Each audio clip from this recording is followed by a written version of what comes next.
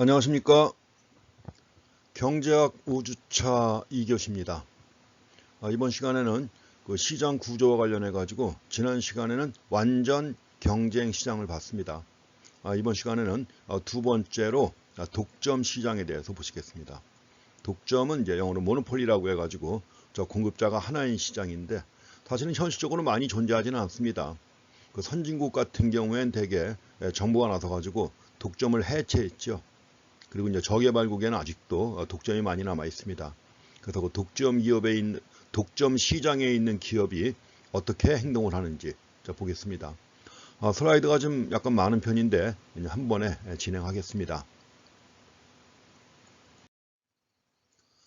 시장 구조에 이용해 가지고 우리가 앞에서도 말씀드린 것처럼 시장 구조라고도 하고 또 시장 조직이라고도 합니다. 경제학 분야에서는 또 이걸 산업 조직론이라고 해가지고 별도로 그 시장 유형에 대해서만 공부하는 과목이 있습니다. 산업 조직해가지고 이제 제가 한번 연구년 가신 교수님을 대신해가지고 한 학기 한번 한 적이 있는데 학생들이 산조 해가지고 무슨 말인지 몰랐는데 산업 조직을 줄여가지고 산조라고 합니다. 생산자들의 다양한 유형이 있잖아요. 시장에 다양한 유형이 있습니다. 그걸 시장 구조라고도 하고 또 시장 조직 또는 원래 시장이라는 게 산업이죠. 산업 조직이라고도 하는 겁니다. 그래서 시장 구조에 관한 4가지 주요 모형을 만든 겁니다. 그래서 원래 고전학파 이래 전통적으로 많이 강조해왔던 게 완전 경제 시장이 있죠. 퍼펙트 컴피티션 해가지고 우리가 지난 시간에 자세히 본 바가 있습니다. 다수의 수요자와 공급자가 있어가지고 누구도 가격에 영향을 미치지 못하는, 따라서 가격 수용자로 위치하는 그런 시장이 바로 완전 경쟁 시장이죠. 두 번째가 이번 시간에 공부하실 독점에 관한 내용입니다. 영어로 모노폴리라고 하는 거니까 하나라는 얘기죠. 공급자가 하나.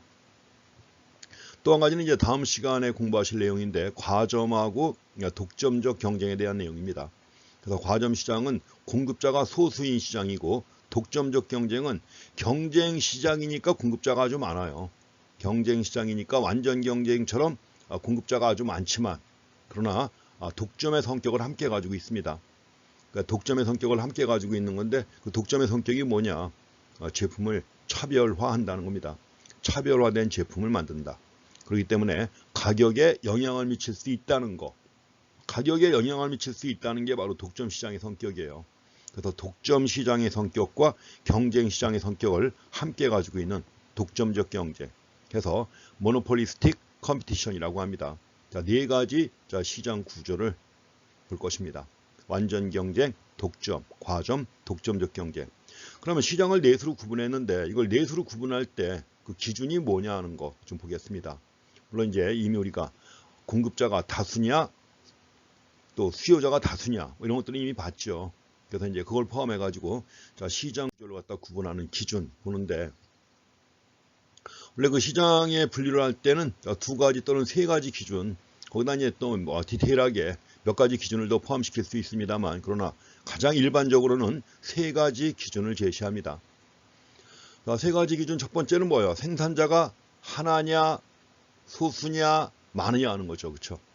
생산자가 하나일 때 독점, 소수일 때 과점이라고 하는 겁니다. 또 다수일 때는 2가지가 있죠. 완전 경쟁과 독점적 경쟁이 있습니다. 그래서 생산자가 하나냐 여럿이냐. 다음에 두 번째로 시장에서 판매되는 상품이 동질적이냐 아니면 차별화되어 있느냐 하는 것이죠.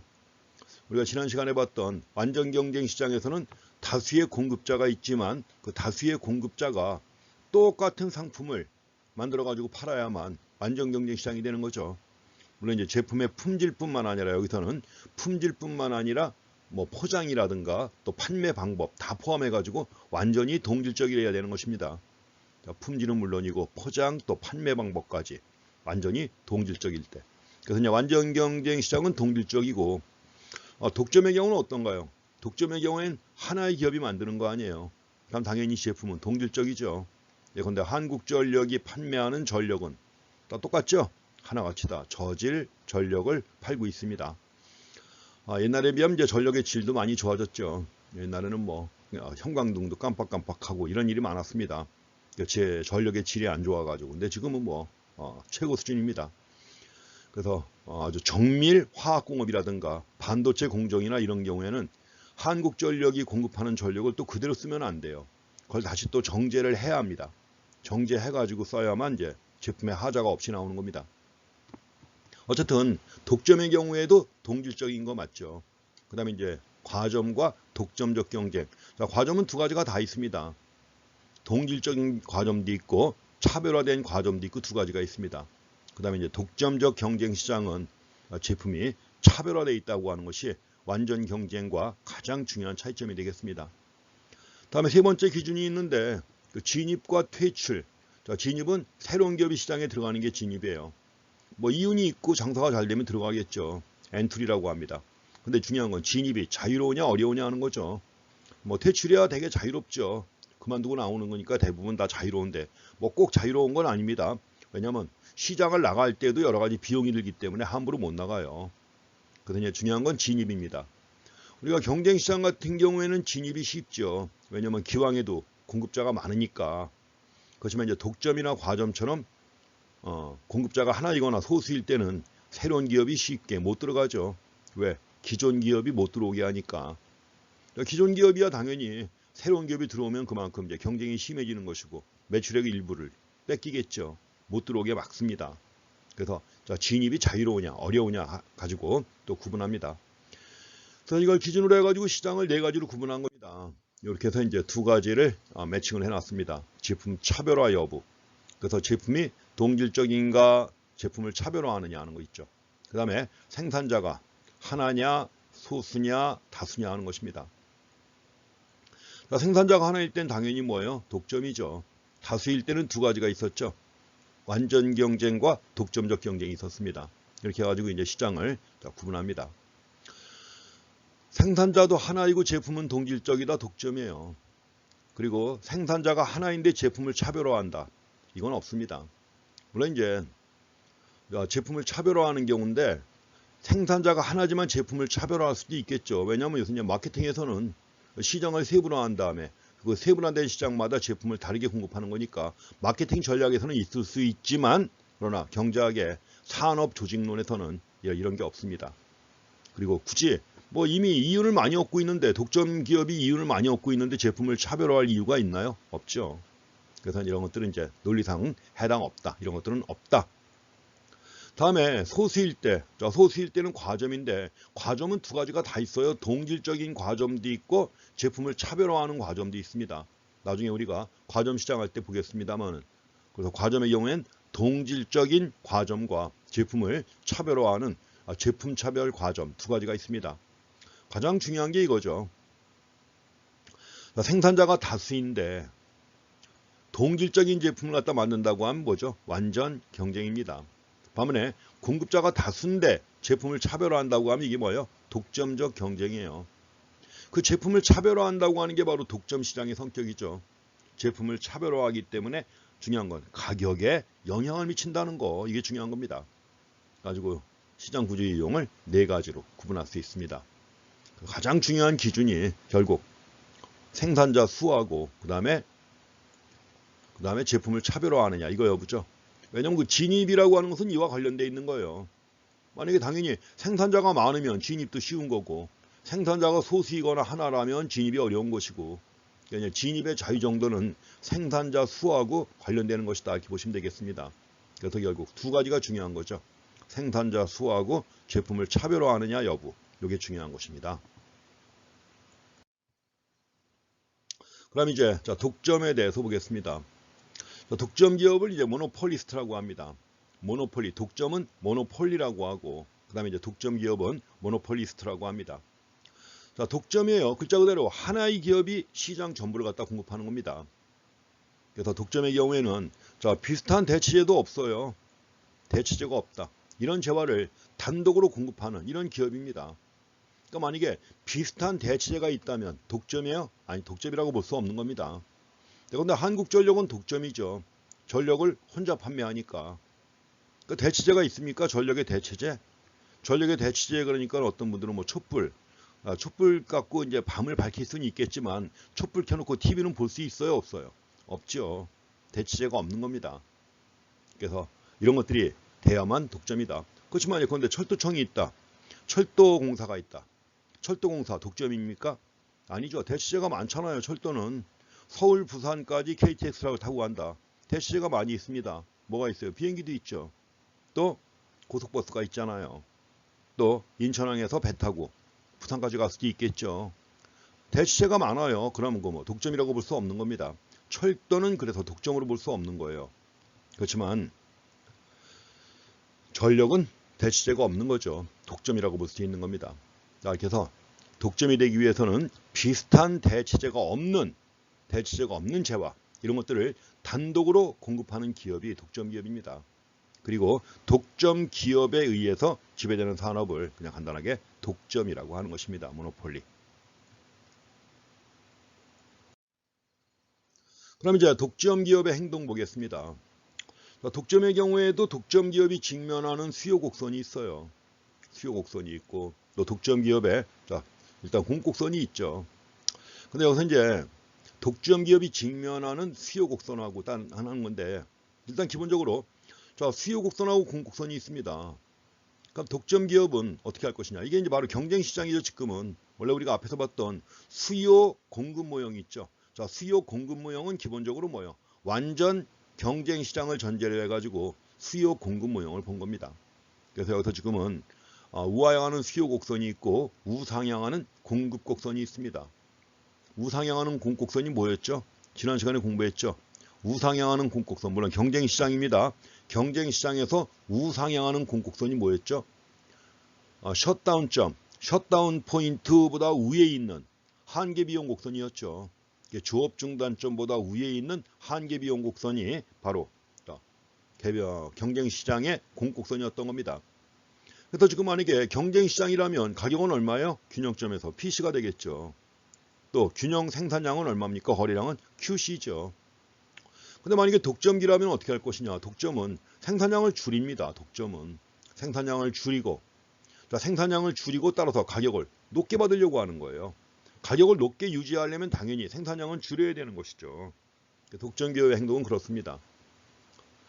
나름대로 이제 이윤을 극대화하는 거예요. 근데 독점 기업이 이윤을 극대화하기 위해서는 경쟁 시장에 있는 기업에 비해서 생산량은 줄이고 가격을 올리는 게 유리한 겁니다. 그렇기 때문에 독점 시장에 있는 기업들은 그렇게 행동을 해요. 생산량은 줄이고 가격을 올리는 이런 방식으로 행동합니다. 그래서 완전 경쟁과 비교할 때 생산량은 줄이고 생산량을 줄였으니까 당연히 가격은 어떻게 될까요? 생산량을 줄였으면 당연히 가격은 올리겠죠. 수요 곡선을 따라서 이렇게 되는 겁니다. 생산량을 줄이고 가격을 올리고자 한다. 이게 독점 기업의 가장 기본적인 행동입니다. 물론 그렇게 해서 이윤을 극대화하니까 그렇게 해가지고 이윤을 극대화하니까 그렇게 행동하는 것입니다. 그리고 생산량은 줄이고 가격은 올린다. 그래서 독점 가격은 경쟁 시장의 가격보다 높다. 우리가 이제 나중에 독점을 평가할 때도 그렇게 따져요. 독점을 평가할 때는 당연히 뭐예요? 경쟁 시장과 비교해야죠. 그래서 경쟁 시장과 비교할 때 독점 시장에 있는 독점 기업은 경쟁 기업보다 가격은 일단 생산량은 적고 생산량은 적고 가격은 높다.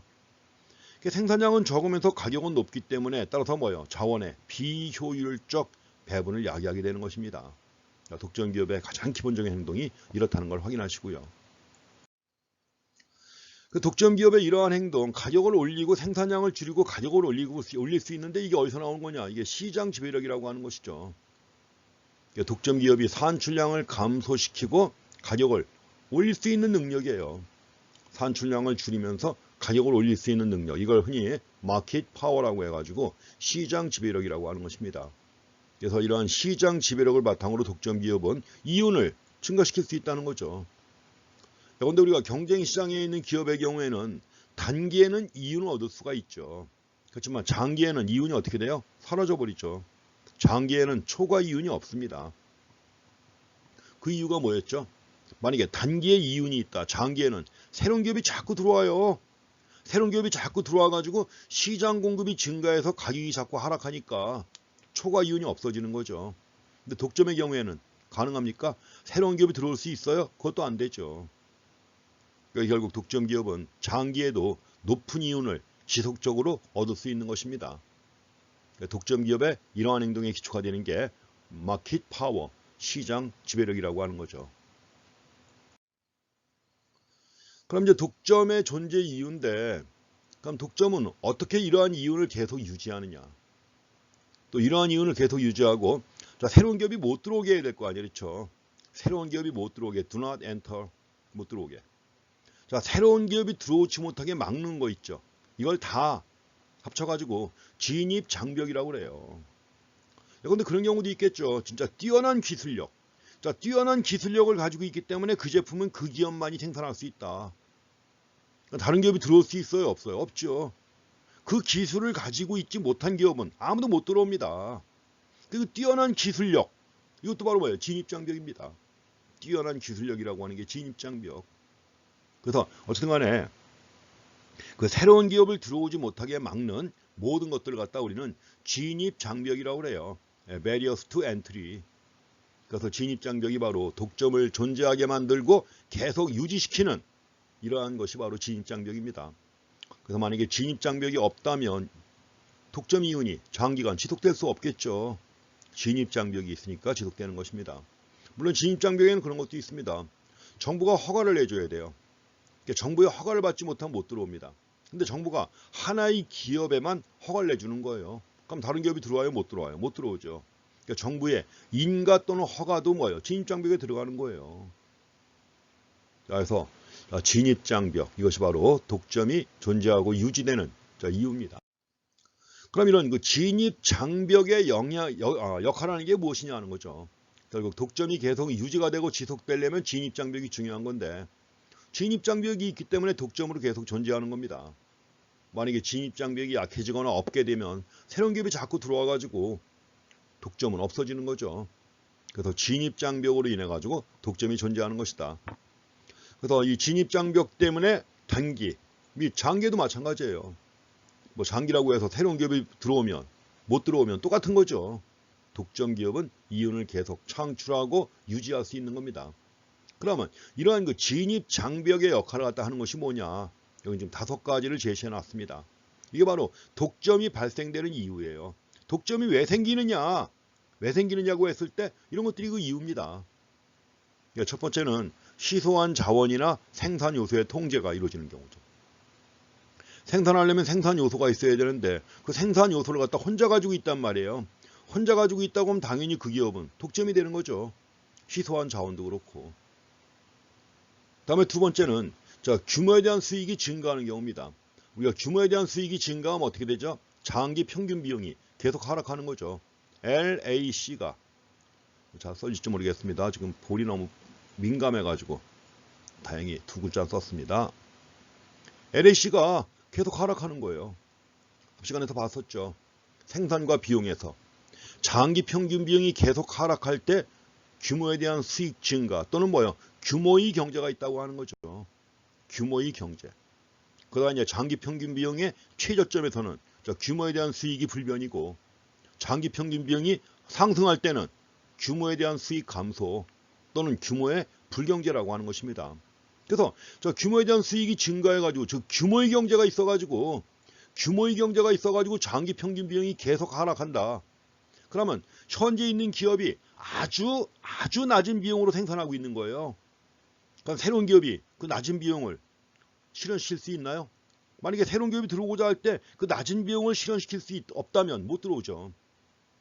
붙을 수가 없죠. 경쟁이 안 되는데. 아무도 안 들어옵니다. 아무도 안 들어오니까 자연스럽게 뭐가 되는 거예요? 독점이 되는 거죠. 그래서 규모에 대한 수익 증가 또는 규모의 경제가 있어가지고 독점이 되는 경우에는 특히 이럴 때 이걸 내추럴 모노폴리라고 해가지고 자연 독점이라고 해서 봅니다. 물론 뒤에 가면 자세히 나옵니다. 그 다음에 말씀드린 것처럼 기술적 우월성이 있는 경우에요. 뛰어난 기술이 있어갖고 독점이 됐다. 그럼 그 기술을 갖지 못한 기업들이 들어올 수 있어요? 못 들어오죠. 자, 또 한 가지는 네트워크 외부 효과가 있는 경우입니다. 흔히 네트워크 외부 효과가 있다 이럴 때는 흔히 수학 체증 이런 현상이 나타나요. 수학 체증. 그래서 이런 경우에도 독점이 될 수밖에 없습니다. 오늘날 그 디지털 경제에서 많이 나타나는 거죠. 과거에는 없던 겁니다. 과거에는 있을 수 없던 건데 네트워크 외부 효과 해가지고 오늘날 자, 디지털 경제, 인터넷 기반의 디지털 경제가 빠르게 진행되면서 나타난 게 네트워크 외부 효과입니다. 그 다음에 이제 정부가 만들어낸 독점이 있다고 그랬죠. 특허나 저작권 이런 것들. 근데 정부의 인허가도 마찬가지죠. 정부의 인허가. 정부가 인가 또는 허가 안 해주면 못한다. 이럴 때 하나만 인허가 내주고 다른 데 인허가 안 내주면 뭐 독점이 되는 거죠. 자, 이런 것들이 바로 진입장벽이 되는 것입니다. 자, 진입장벽의 역할을 갖다 할 수 있는 거. 자, 시소한 자원이나 생산 요소를 통제하는 경우. 자, 규모에 대한 수익 증가, 즉 규모의 경제가 있는 경우에요. 그 다음에 세 번째로 기술적으로 뛰어난 경우, 네트워크 외부 효과가 있는 경우, 정부의 인허가 또는 정부가 특허권 내지는 저작권을 인정해 주는 경우죠. 이런 경우에는 특허를 가진 기업만이 만들 수 있잖아요. 이런 것들이 바로 진입 장벽의 역할을 갖다 하는 것이고, 이러한 진입 장벽이 독점을 존재하고 독점을 발생시키는 이유가 되는 것입니다. 설명이 좀 자세한데 뭐 이미 다 알고 있죠. 첫 번째가 시소한 자원이나 생산 요소를 통제하는 경우인데, 여기에 대한 대표적인 예로서 외국 교과서에서 많이 들은 게 이겁니다. 외국 교과서에서는 의뢰 이걸 들어요. 여기 유명한 여자 배우가 나옵니다.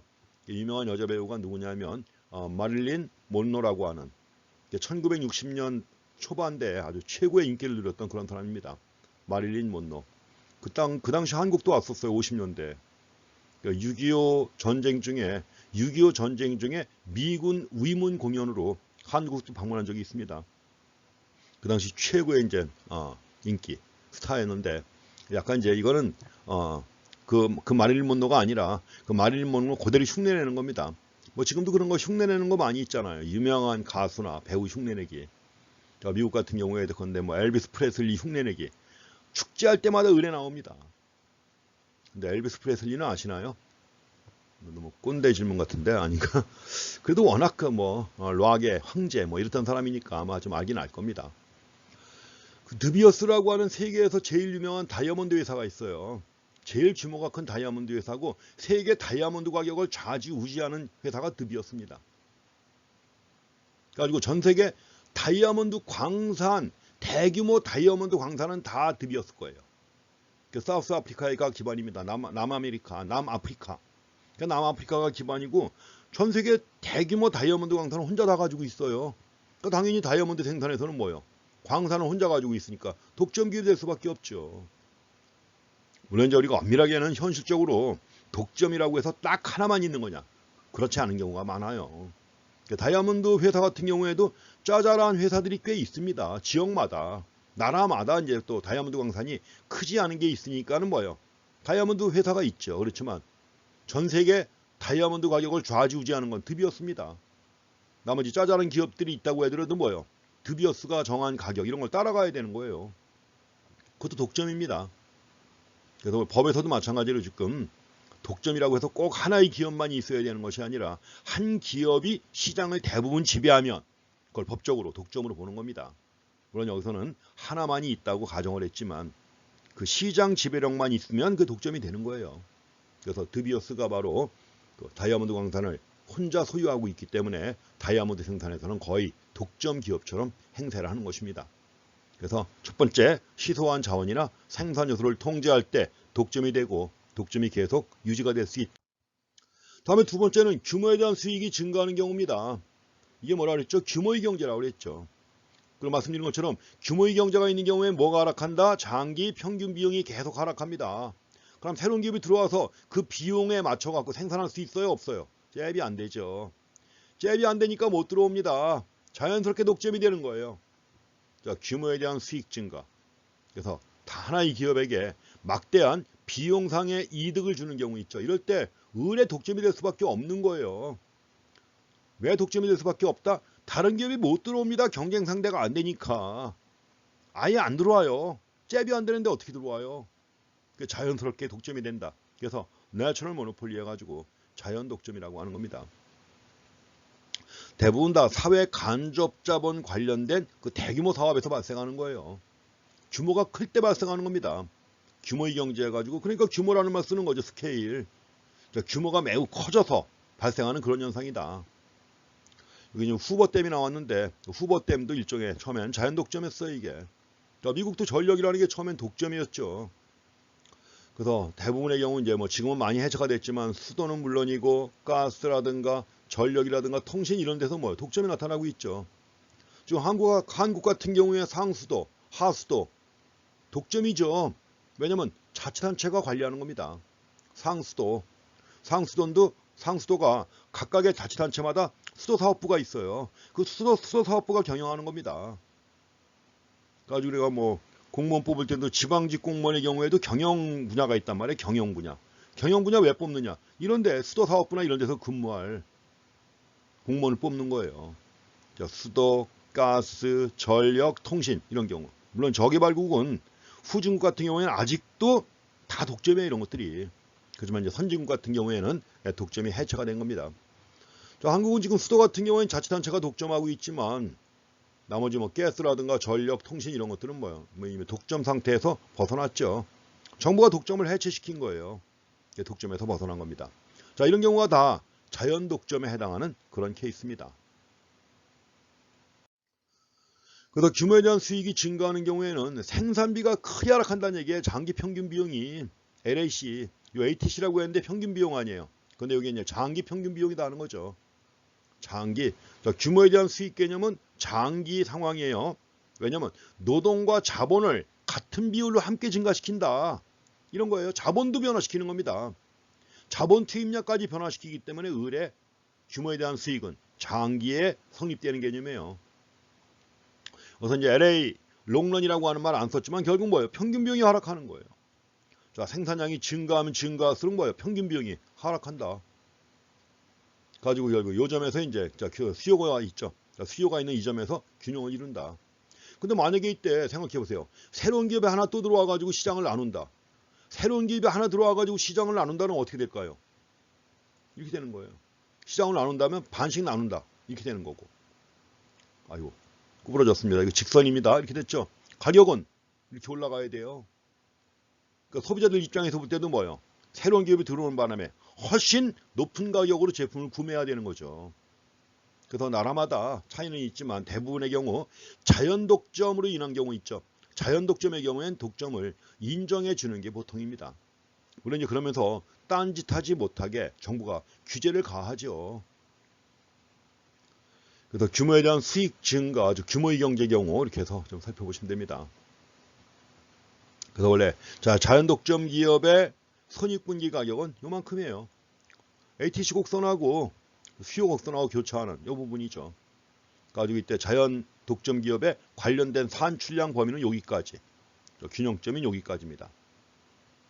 그래서 자연 독점 해가지고 평균 총 비용이 관련 산출량 범위에서 계속 하락합니다. 비용이 계속 하락해요. 원래 비용은 U자형 아니에요. 처음에 감소하다가 최하점을 지난 다음에 증가하잖아요. 근데 규모의 경제가 있는 경우에는 장기 평균 비용이 계속 하락하는 것입니다. 자, 이렇게 해가지고 주어진 산출량의 생산이 만약에 둘 이상의 소규모 기업이 만든다. 그럼 가격은 어떻게 된다고 그랬어요? 크게 올라간다고 그랬죠. 여기까지. 둘이 나눠 가지면. 그래서 두 개 이상의 소규모 기업이 만드는 것보다 하나의 큰 기업이 오히려 더 싸게 만든단 말이죠. 하나의 큰 기업이 만드니까는 이렇게 낮은 가격에 생산할 수 있는 거죠. 이런 경우에는 독점을 유지시켜 주는 게 오히려 소비자한테도 이득이고 국가적으로 볼 때도 바람직한 겁니다. 이게. 그래서 둘 이상의 소규모 기업보다는 하나의 큰 기업에 의해서 더 저렴하게 생산될 수 있다는 겁니다. 그래서 규모의 경제가 있는 경우 을의 독점이 된다. 이런 독점을 그래서 자연 독점이라고 합니다. 다음에 이제 기술적 우월성이 있는 경우 당연하죠. 그 기술을 갖지 못한 기업은 들어와요, 못 들어와요? 못 들어오죠. 그래서 어떤 기업이 잠재적 경쟁 기업에 비해서 지속적으로 기술적 우위를 갖다 유지한다. 그러나 아무도 안 들어옵니다. 독점이 되는 거예요. 과거에 인텔이라든가 이런 것들 예를 들었지만 지금은 상황이 좀 바뀌었죠.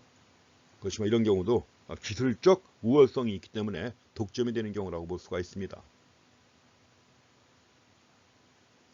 이 사진 처음 봤을 때 이 옷을 만든 텍스가 이게 뛰어난 기술이냐 하는 이런 생각도 좀 했습니다. 왜냐하면 그 섬유 중에 고어텍스가 있잖아요. 고어텍스가 있는데 그 고어텍스를 발견한 분 이름이 고어입니다. 엘고어인데 며칠 전에 돌아가셨어요. 신문에 났어요. 이게. 가지고 이 그림 갑자기 딱 보는 순간에 물론 이거 제가 고어텍스는 아니지만 이 옷을 예를 드는 거냐, 들고 있는 걸 예를 드는 거냐, 그 생각이 잠깐 들었습니다. 어쨌든 간에 기술적으로 뛰어난 우위에 있다면 독점이 될 수밖에 없죠. 그래서 만약에 이제 고도의 기술 사업 중에 앞에서 우리가 네트워크 외부 효과를 얘기를 했습니다. 고도의 기술 사업 중에는 네트워크 외부 효과가 있는 경우가 있어요. 그 네트워크 외부 효과로 인해서 기술적 우위가 반드시 경쟁에서의 성공을 의미하지 않는다는 것도 유의할 필요가 있다는 거 언급이 됐습니다. 고도의 높은 기술이, 뛰어난 기술이 있어야 되는 그런 사업이지만 네트워크 외부 효과로 인해 가지고 기술적 우위가 반드시 경쟁에서의 성공을 의미하는 것은 아니다 하는 거, 그 점도 주의하시기 바랍니다. 자, 그래서 이제 네트워크 외부 효과가 나오는 거예요. 네트워크 외부 효과, 이거는 뭐냐면 어떤 재화나 서비스를 사용하는 사람이 많을수록, 그 재화나 서비스를 사용하는 사람이 많을수록 어떤 개인에게 그 재화와 서비스의 가치가 증가하는 거예요. 사용하는 사람이 많아야만 가치가 증가하는 겁니다. 이럴 때 네트워크 외부 효과라고 하고, 이걸 번역하면 뭐예요? 네트워크는 뭐라고 번역할까요? 망. 영어다 externality예요. externality니까 이거 갖다가 이제 외부 효과라고도 하고 외부성이라고도 합니다. 그래서 망 외부성이라고 하는 거예요. 네트워크 외부 효과를 갖다가 번역해가지고 망 외부성이라고 번역합니다. 근데 네트워크 외부 효과가 큰 경우가 그런 거예요.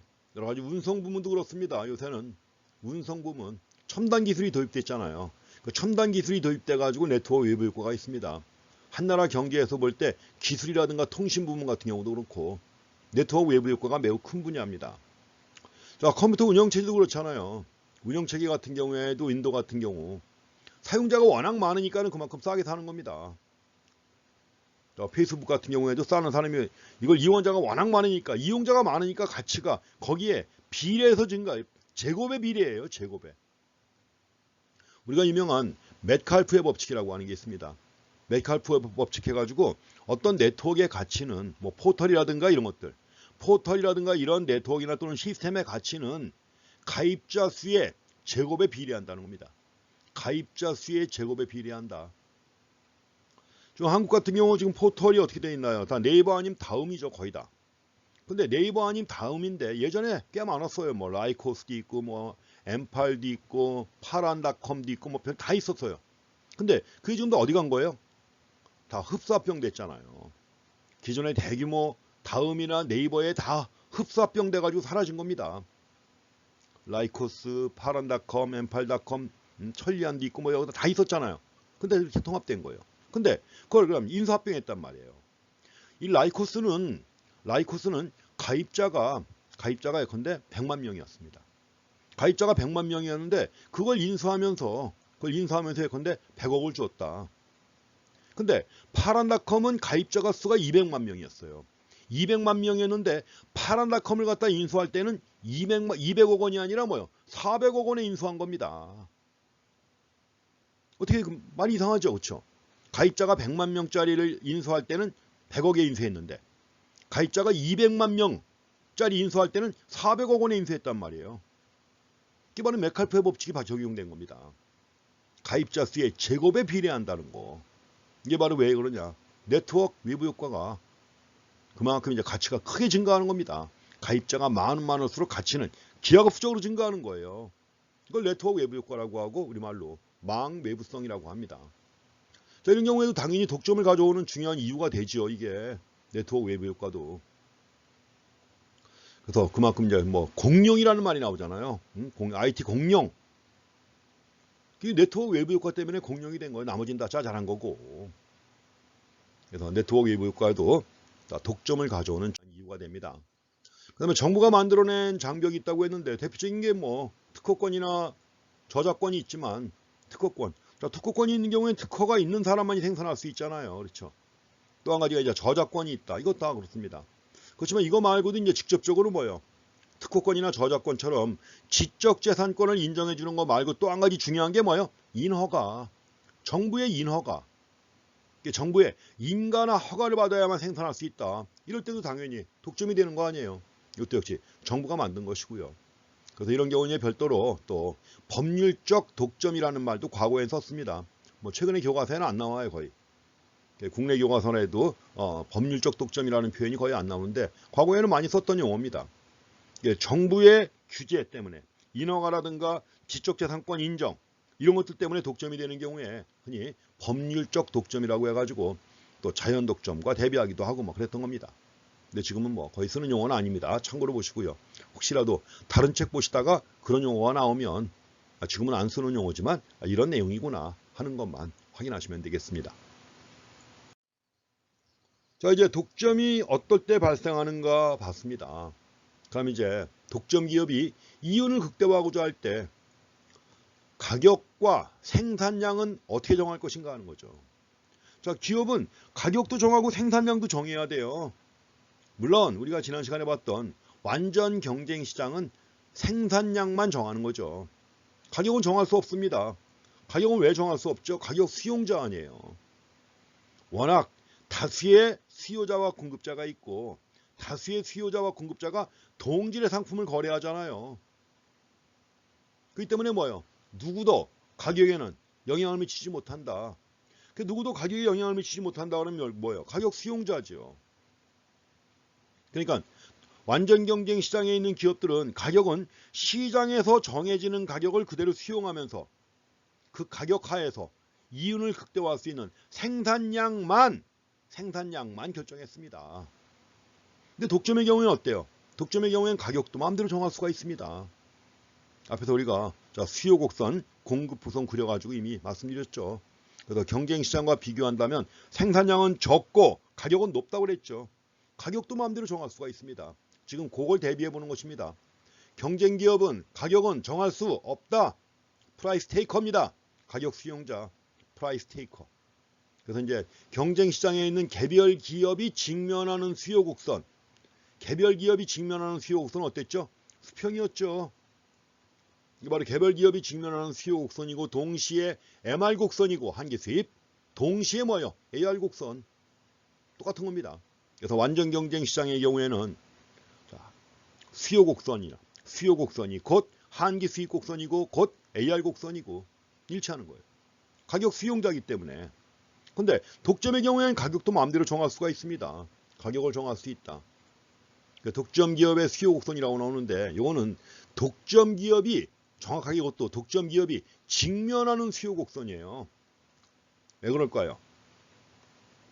자, 독점 기업은 그 시장 내에서 유일한 공급자예요. 그 유일한 공급자라면 당연히 혼자서 시장 수요 전부를 혼자서 해결해야 되는 거죠. 시장 수요 전부를 갖다 혼자 책임져야 된다. 유일한 공급자니까. 그럼 그렇다고 할 때 독점 기업이 직면하는 수요 곡선은 뭘까요? 시장 수요 곡선이죠. 여기 나와 있는 DM이라는 게 바로 시장 수요 곡선이고 이게 동시에 뭐예요? 독점 기업의 수요 곡선이에요. 그래서 독점 기업의 수요 곡선은 이퀄 시장 수요 곡선이다. 왜? 시장 수요 전부를 혼자 해결해야 되니까. 독점 기업의 수요 곡선은 시장 수요 곡선이다. 해가지고 우하향하는 시장 수요 곡선이 독점 기업의 수요 곡선이 되는 것입니다. 그러니까 이제 수요 곡선이 수평일 때는 가격에 전혀 영향을 못 미쳤잖아요. 가격에 전혀 영향을 못 미치고 주어진 가격을 수용했죠. 그럼 이 두 가지만 비교한다고 하면 독점 기업은 가격도 마음대로 정할 수가 있잖아요. 우하향하니까. 그리고 이제 뒤에 가면 나올 얘기지만 이 우하향하는 수요 곡선의 기울기가 가파르면 가파를수록 시장 지배력은 커지는 거예요. 가파르다. 곧 뭐예요? 비탄력적인 거죠. 독점 기업이 직면하는 시장 수요 곡선이 비탄력적일수록 시장 지배력은 커진다. 높은 가격을 받을 수가 있는 겁니다. 그것도 굉장히 중요한 내용입니다. 자, 독점 기업이 직면하는 수요 곡선의 수요 탄력성이 비탄력적일수록 높은 가격을 정한다. 따라서 시장 지배력이 크다. 그렇게 정리해 주시기 바랍니다. 자, 이제 이윤 극대화 조건은 똑같습니다. 우리가 앞에서도 MR 이퀄 MC라고 하는 이윤 극대화 조건 도출했죠. 모든 시장에 다 적용되는 이윤 극대화 조건입니다. MR 이퀄 MC. 한계 수익과 한계 비용이 같다고 하는 거. 물론 단지 이 조건이 완전 경쟁 시장에서는 다르게 쓸 수가 있었죠. 왜냐면 완전 경쟁 시장에서는 가격은 주어진 가격을 그대로 받아들여야 되잖아요. 그러니까 가격이 일정하죠. 가격이 일정하다. 따라서 가격이 일정하다면 가격과 한계 수입이 항상 같아요. 그럼 가격과 한계 수입이 같다면 한계 수입 대신에 뭘 넣을까요? P를 집어넣는 거죠. P를 집어넣어가지고 뭐라고 써요? P 이퀄 MC라고 써야 되겠죠. 이럴 때. 그래서 완전 경쟁 시장에 있는 개별 기업의 이윤 극대화 조건은 결국 뭐예요? P 이퀄 MC. 이거 썼죠. 물론 MR 이퀄 MC도 성립되는 것이고 동시에 P 이퀄 MC가 성립됐죠. 왜냐면 이걸 제가 굳이 쓴 이유가 독점의 경우엔 이게 또 이제 달라집니다. 왜냐면 독점의 경우에는 당연히 높은 가격을 마음대로 정할 수가 있기 때문에 나중에 결론 보게 되면 P가 MC보다 훨씬 높아요. 독점의 경우. P가 MC보다 높기 때문에 자원의 비효율적 배분을 초래하는 것입니다.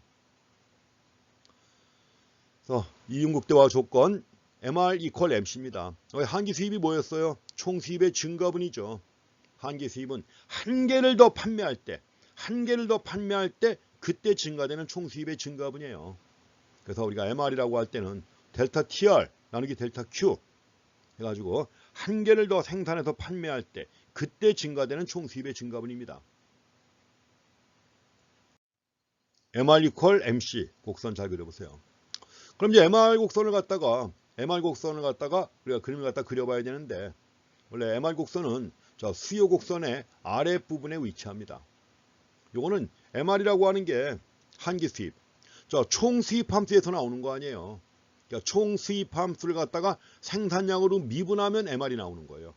가지고 미분해가지고 값이 나온 걸 가지고 그래프를 갖다 그리면 MR 곡선은 수요 곡선의 아래 위치합니다. 좀 이따 자세히 나올 거예요. 그래서 만약에 독점 기업이 생산량을 증가시킨다. 독점 기업이 생산량을 증가시키면 수입에 상반된 두 가지 영향을 미치겠죠. 왜냐하면 여기서 수입이라는 게 뭐였어요? 총 수입이라고 하는 거 TR은 천천히 쓰겠습니다. TR은 뭐였죠? P 곱하기 Q였죠. TR은 P 곱하기 Q다. 근데 독점 기업이 생산량을 증가시켰단 말이에요. 생산량을 증가시키면 수입에 두 가지 상반된 영향을 미칩니다.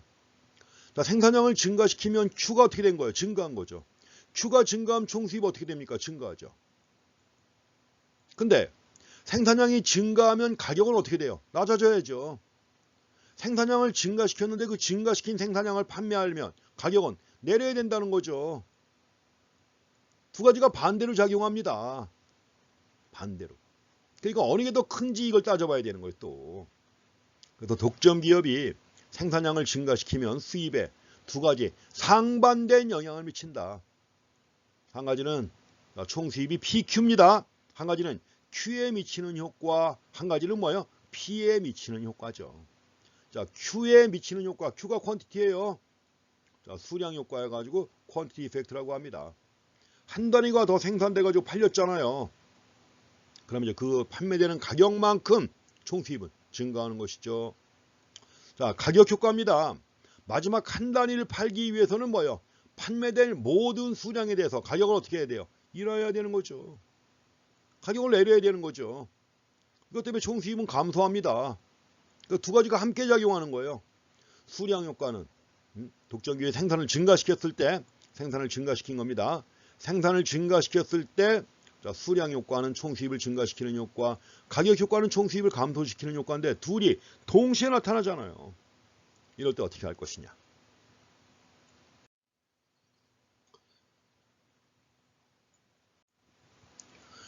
여기서 그 수요하고 총 수입하고 한계 수입 간의 관계인데 이미 다 한계라는 개념 아시죠? 총 수입의 증가분이 바로 한계 수입입니다. 그리고 총 수입은 앞서 얘기했지만 P 곱하기 뭐예요? P 곱하기 Q가 총 수입이죠. 판매액 또는 매출액을 얘기하는 겁니다. 그래서 다이아몬드 가격하고 다이아몬드 수량이 주어졌을 때 가격과 수량을 곱하면 이게 바로 총 수입이에요. TR은 P 곱하기 Q. 그래서 우리가 총 수입, 토탈 레비뉴라고 합니다. 그래서 매출액 또는 판매액을 의미하는 거죠. 그러니까 가격에다가 판매량을 곱한다 하는 것입니다. 자, 총 수입이 나왔습니다. 1000 곱하기 0, 950 곱하기 1, 950, 900 곱하기 2. 가격은 뭐예요? 지금 계속 하락하고 있잖아요. 하락한 거에 따라서 이제 계산한 겁니다. 이럴 때, 자, 총 수입의 증가분이 한계 수입이에요. 한계 수입 MR은 델타 TR 나누기 Q 해가지고 총 수입의 증가분. 0에서 950 됐으니까 한계 수입은 950. 950에서 1800이 됐으니까 한계 수입은 얼마? 850. 1800에서 2550으로 증가했죠. 증가분 750. 이렇게 해갖고 한계 수입이 나오는 것입니다. 그래서 한계 수입은 계속 감소하는 것으로 나와 있죠. 총 수입은 증가하는데 한계 수입은 감소한다. 여기서도 총과 한계 간의 관계가 역시 똑같이 나오는 겁니다. 이 내용은 앞에서 우리가 여러 번 봤던 겁니다. 토털과 마지널. 자, 토털이 증가하면 마지널은 0보다 크다. 토털이 일정하면 마지널은 0이다. 토털이 감소하면 마지널은 마이너스다 하는 거 앞에서 본 바가 있습니다. 자, 이렇게 해서 총 수입, 한계 수입 간의 관계 그렇게 확인하시기 바랍니다. 자, 그 아래 계속 이어서 나왔는데 앞에 그림입니다. 한계 수입은 마이너스가 되기도 하죠. 마이너스. 왜냐하면 총 수입이 감소하는 겁니다. 여기서는 4950에서부터는 쭉 총 수입도 어떻게 되고 있죠? 감소하고 있죠. 총 수입이 감소하니까 한계 수입은 뭐예요? 마이너스예요. 다 이렇게 해서. 그래서 다시 한번 말씀드리지만 총 수입이 증가할 때 한계 수입은 0보다 크다. 총 수입이 극대 또는 일정하다. 이럴 때 한계 수입은 0. 그러다가 총 수입이 감소하면 한계 수입은 마이너스가 되는 것입니다. 토탈과 마지널의 관계 항상 명확하게 정리하고 계셔야 됩니다. 자, 이 관계를 그래프로 그린 것입니다. 여기 위에 맨 위에 나와 있는 이게 바로 수요 곡선입니다.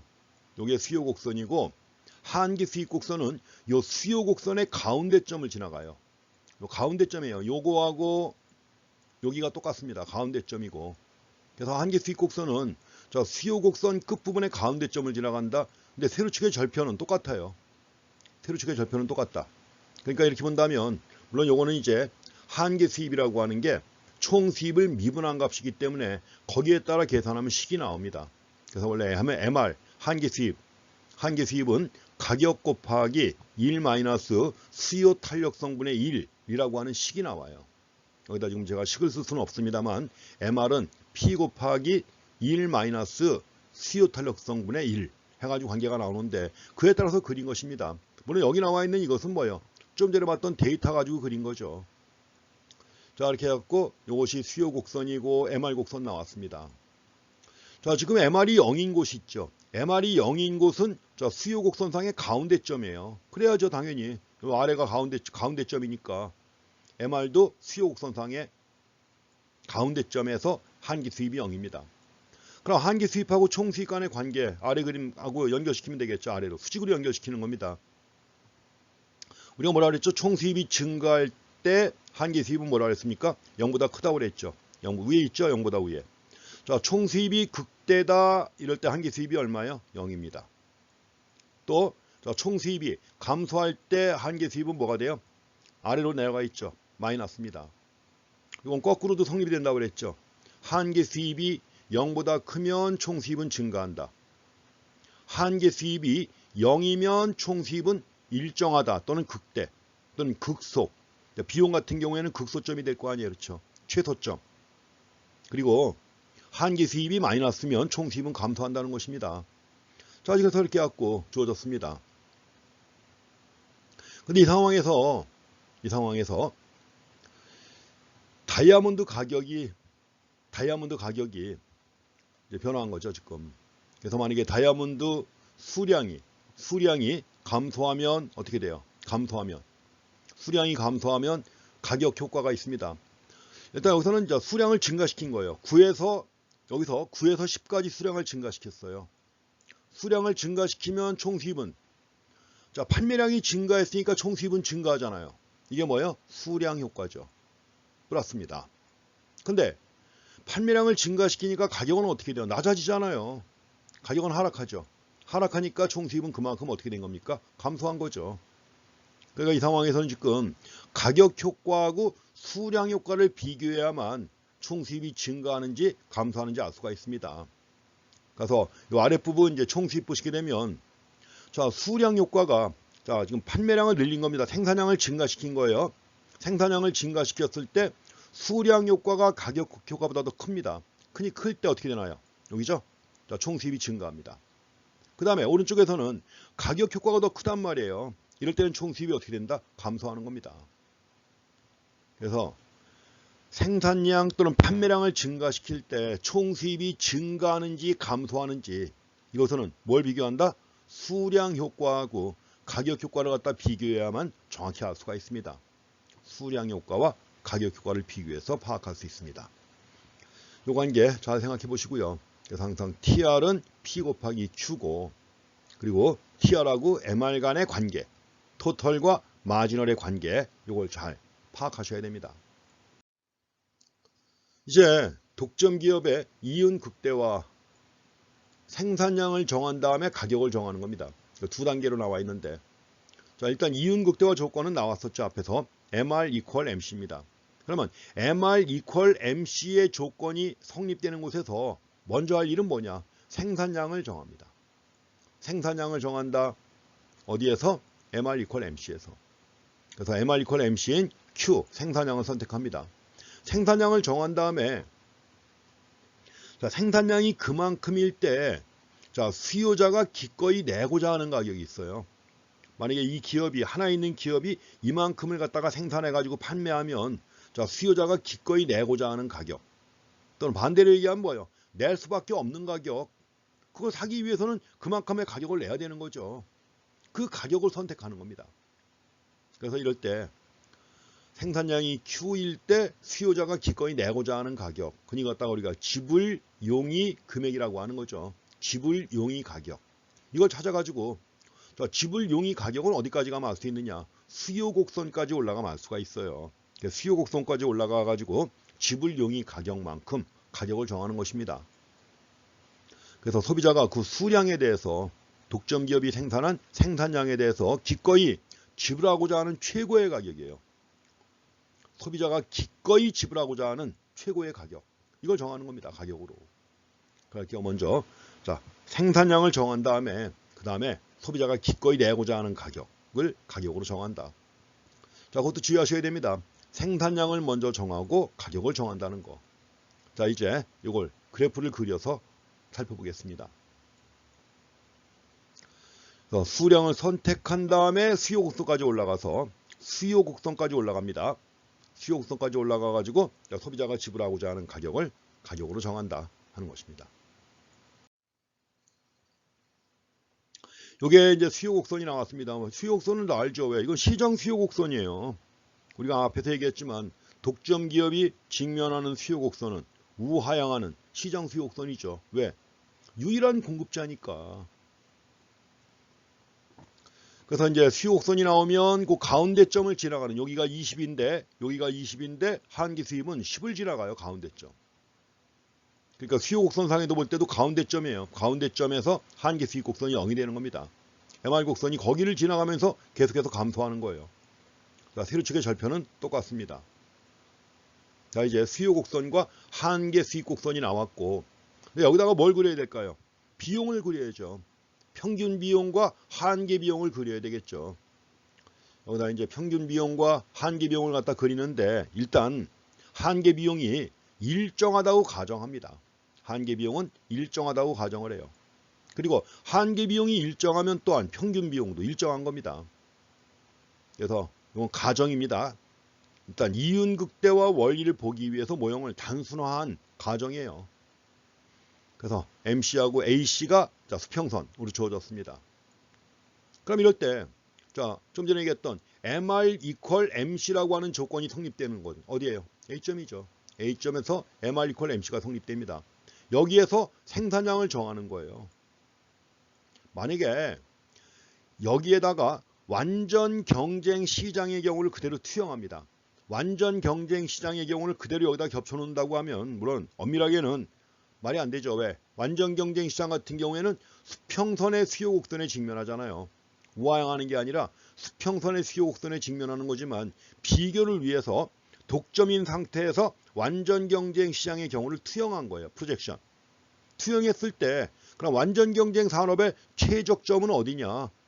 요 점이에요. 수요 곡선과 만나는 점. 가지고 만약에 이 상황을 그대로 투영한 상태에서 완전 경쟁이라면 생산량이 얼마가 될 것인가? 생산량이 이만큼 됩니다. 그래서 이 상황에서 현재 그려진 수요 곡선이 우하향하는 것으로 그려진 이 상황에서 완전 경쟁 시장이라면 생산량은 QC가 돼요. 근데 독점 기업의 생산량은 얼마? QM입니다. 그러니까 그만큼 독점의 경우에는 뭐예요? 독점의 경우에는 생산량이 적다는 거죠. 완전 경쟁에 비해서 생산량이 적다. 그럼 이제 생산량을 정했습니다. 그 다음에 뭘 정해야 돼요? 수요 곡선까지 올라가서 가격을 정해야 합니다. 여기서 수요 곡선까지 올라가야 돼요. 그래야만 이 수요자가 얼마의 가격을 기꺼이 내려고 할 것인지 알 수가 있습니다. 그리고 수요 곡선까지 올라간 다음에 가격을 여기서 맞게 정하는 겁니다. 독점 가격 이제 600원은 나오겠죠. 이제 선 나올 겁니다. 이렇게 해서. 그래가지고 저 수요 곡선까지 올라가서 가격을 600원으로 정했단 말이에요. 그러면 이 전체 네모가 뭐가 되는 겁니까? 요 위아래 네모 다 합친 거예요. 이게 위아래 네모 다 합친 게 뭐예요? 총 수입이죠. 이게 위아래 네모 합친 것이 총 수입이고, 총 수입에서 자 생산량 곱하기 ATC는 한 개당 비용 아니에요. 한 개당 비용이니까 생산량 곱하기 한 개당 비용을 구했다. 그럼 아래에 있는 네모가 뭐가 돼요? 총 비용이죠. 큰 네모는 총 수입, 아래에 있는 녹색의 네모는 총 비용. 그러면 총 수입에서 총 비용을 뺐습니다. 나머지가 뭐예요? 이윤이죠. 독점 기업이었는 독점 이윤입니다. 이렇게 해가지고 이거보다 이윤이 더 커질 수는 없어요 지금. 그래서 MR equal MC에서 생산량을 정하고, 생산량을 정한 다음에 수요 곡선까지 올라가지고 소비자의 지불용이 가격만큼 가격을 정한다. 그럼 이제 위에 있는 네모만큼 독점 이윤이 발생합니다.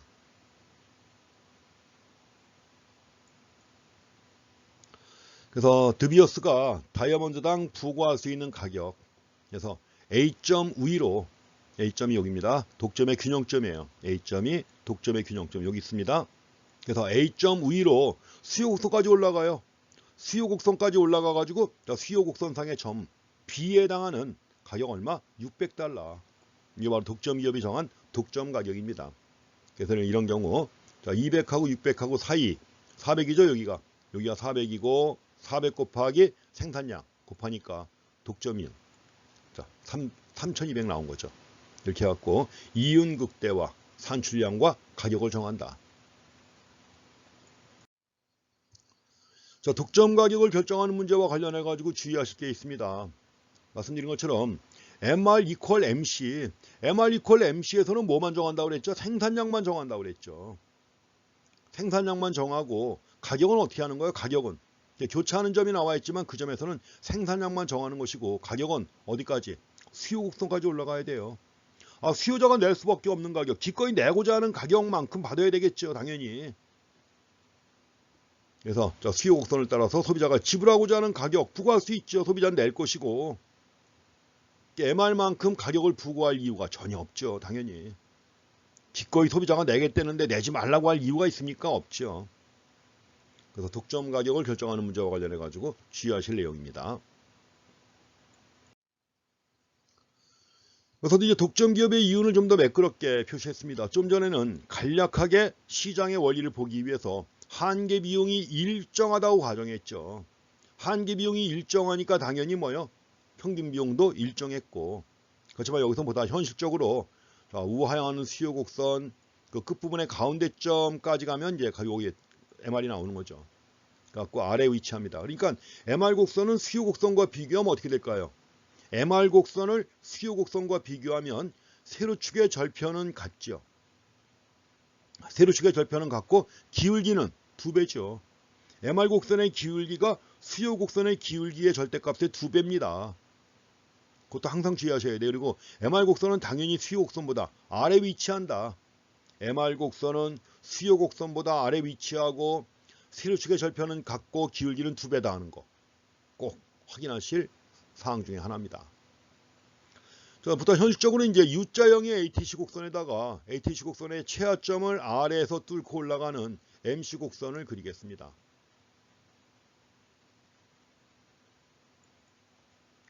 ATC 곡선 U자형이죠. 그리고 ATC 곡선의 최저점을 아래에서 위로 뚫고 올라가는 MC 곡선 그렸습니다. 이응극대화 조건 MR equal MC입니다. MR equal MC A점이에요. 여기서 생산량을 정합니다. MR equal AC에서 MC에서 생산량을 정한다.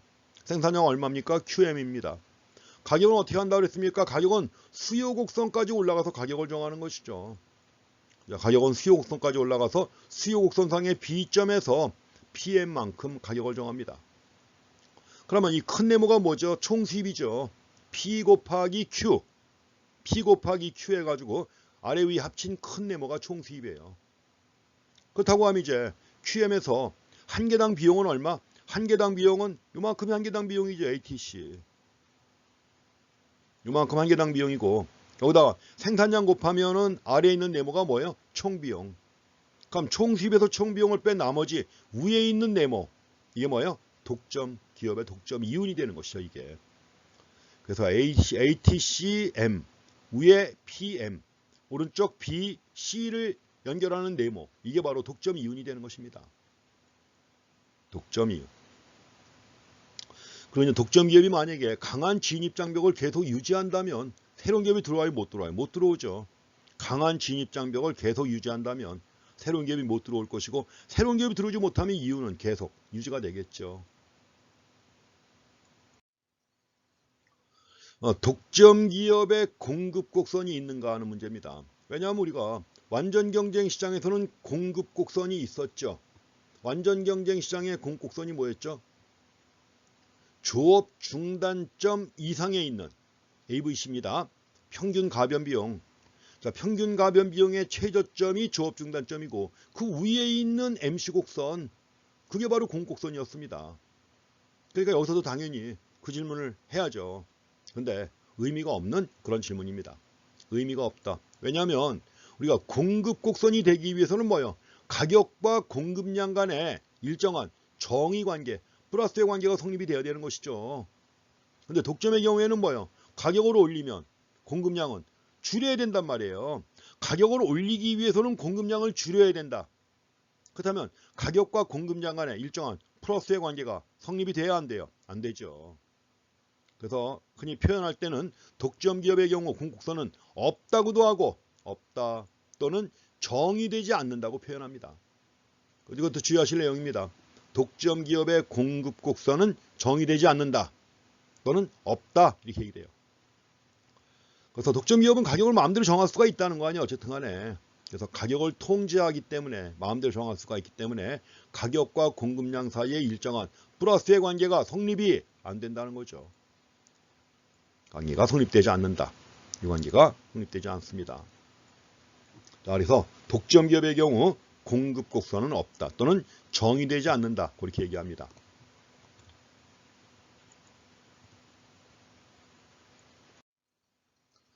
그럼 이제 독점에 대한 평가를 해봐야 돼요. 평가하려면 기준되는 게 뭐죠? 완전 경쟁이죠. 그래서 독점의 비효율성, 당연히 독점은 비효율적인데 그 비효율성을 어떻게 평가할 것인가 하는 거죠. 일단 우리가 알 수 있는 게 뭐냐? 아까도 그림에서 비교해 봤습니다. 독점 시장은 완전 경쟁에 비해서 가격은 높아요. 가격은 높다는 말이 뭐죠? P가 MC보다 높다는 것이죠. 완전 경쟁 시장 같은 경우에는 MR equal MC. 근데 MR과 P가 똑같기 때문에 P equal MC가 성립이 됐단 말이에요. P equal MC가. 근데 독점의 경우에는 뭐예요? P가 MC보다 커요. 가격은 높습니다. 높고. 자, 높은 가격을 유지하려면 생산량은 제한해야 되는 거죠. 그래서 독점 시장 완전 경쟁에 비해서 가격은 높고 생산량은 적다. 생산량을 제한합니다. 그렇기 때문에 이로 인해 가지고 이제 앞에서 봤던 데드웨이트 로스 나누고 하는 개념이 나와요. 그래서 독점 기업이 만약에 자, 가격은 높잖아요. 가격을 높이고 가격을 인상하면서 생산량을 줄인다. 물론 완전 경쟁과 비교할 때입니다. 가격을 올리면서 생산량을 줄인다. 이럴 때 어떻게 될 것이냐. 생산량을 줄일 때 을에 나타나는 게 뭐냐. 생산량을 일부러 줄이는 거예요. 생산량을 줄일 때 일부러 나타나는 거예요. 그러니까 더 많이 만들 수 있는데 안 만드는 거예요. 설비는 갖추고 있어요. 생산 설비를 갖추고 있는데 일부러 생산량을 제한하는 거예요. 그러니까 결국 뭐예요? 유휴 설비 또는 과잉 생산 능력을 보유하게 되는 거죠. 이게 뭡니까? 사회적으로 낭비 아닙니까? 이 낭비를 갖다가 체계적으로 측정하는 게 바로 뭐냐? 데드웨이트 로스죠. 자중 손실입니다. 앞에서 우리가 정부가 개입해가지고 가격을 규제하거나 이럴 때 발생한다고 했는데 데드웨이트 로스가 독점의 경우에도 독점 기업이 가격을 통제하기 때문에 발생하는 겁니다. 그래서 독점 기업이 가격을 올리고 생산량을 줄인다. 그러면 소비자 잉여는 당연히 가격이 올라갔다면 소비자 잉여는 당연히 감소하는 거죠. 가격이 올랐다 비싸진 거예요. 소비자 잉여는 당연히 감소하는 것이고, 그리고 사회 전체로 봤을 때 뭐가 발생한다? 데드웨이트 로스가 발생합니다. 데드웨이트 로스가 발생했다는 말은 곧 뭐예요? 자원의 비효율적 배분이 이루어졌다는 것이죠. 그래서 독점은 자원의 비효율적 배분을 가져온다. 독점이라는 게 그래서 뭐예요? 시장의 실패를 가져오는 한 가지 이유입니다. 그럼 이제 그림을 통해서 보겠습니다. 자, 완전 경쟁 시장하고 독점을 갖다 비교합니다. 일단 한계 비용은 일정하다고 가정합니다. 이제 먼저 완전 경쟁 시장이에요. 완전 경쟁 시장 같은 경우 총 잉여가 얼마냐? 한계 비용이 일정합니다. 한계 비용이 일정하니까 총 비용, 평균 비용도 일정한 거예요. 그럼 균형점이 어디예요? 여기 요 점이 균형점이죠. 그래갖고 경쟁시장 같은 경우라면 가격은 PC고 거래량은 QC입니다. 이럴 때 총 잉여가 얼마가 되느냐? 이럴 때 완전 경쟁시장의 소비자 잉여는 요 MC 곡선보다 위에 있는 부분이 소비자 잉여죠. 소비자 잉여. 완전 경쟁시장에서 소비자 잉여. 가격하고 수요 곡선 사이의 면적이 소비자 잉여입니다. 그럼 독점의 경우는 어떠냐? 일단 우하향하는 수요 곡선은 똑같이 그린 겁니다. 비교를 위해서. 근데 독점의 경우에 MR 곡선이 있잖아요. MR 곡선이 있고, 일단 가격은 똑같이 한계 비용, 평균 비용 똑같이 일정하게 주어졌다고 가정합니다. 비교를 위해서. 그럼 독점의 경우 생산량은 얼마예요? MR 이퀄 MC에서 여기 MR 이퀄 MC에서 생산량 정한 다음에 수요 곡선까지 올라가서 가격을 정하잖아요. 그렇다고 하면 어떻게 됐을까요, 이제? 자, 독점 기업의 경우 소비자 잉여는 가격이 위에 PM이에요. 이제 가격하고 수요 곡선 사이의 면적 아니에요. 그 독점이 되니까 소비자 잉여가 어떻게 됐습니까? 크게 감소했죠. 독점의 소비자 잉여. 완전 경쟁과 비교할 때 크게 감소했다. 그러면 그 소비자 잉여 감소분, 줄어든 부분이 얼마예요? 줄어든 부분이 요 사이 면적만큼 줄었잖아요. 요만큼 요 사이 면적, 사다리꼴 부분만큼 줄어드는 거죠. 이만큼. 소비자 잉여가 감소했는데, 그러면 소비자 잉여의 감소분이 전부 다 독점 기업의 이윤으로 가느냐? 그건 아닙니다. 물론 그 중에 일부는 독점 기업의 이윤으로 갔죠. 그 중에 일부가 어디냐? 자, 요 부분입니다. 요 부분은 독점 기업의 이윤에 포함된 거예요.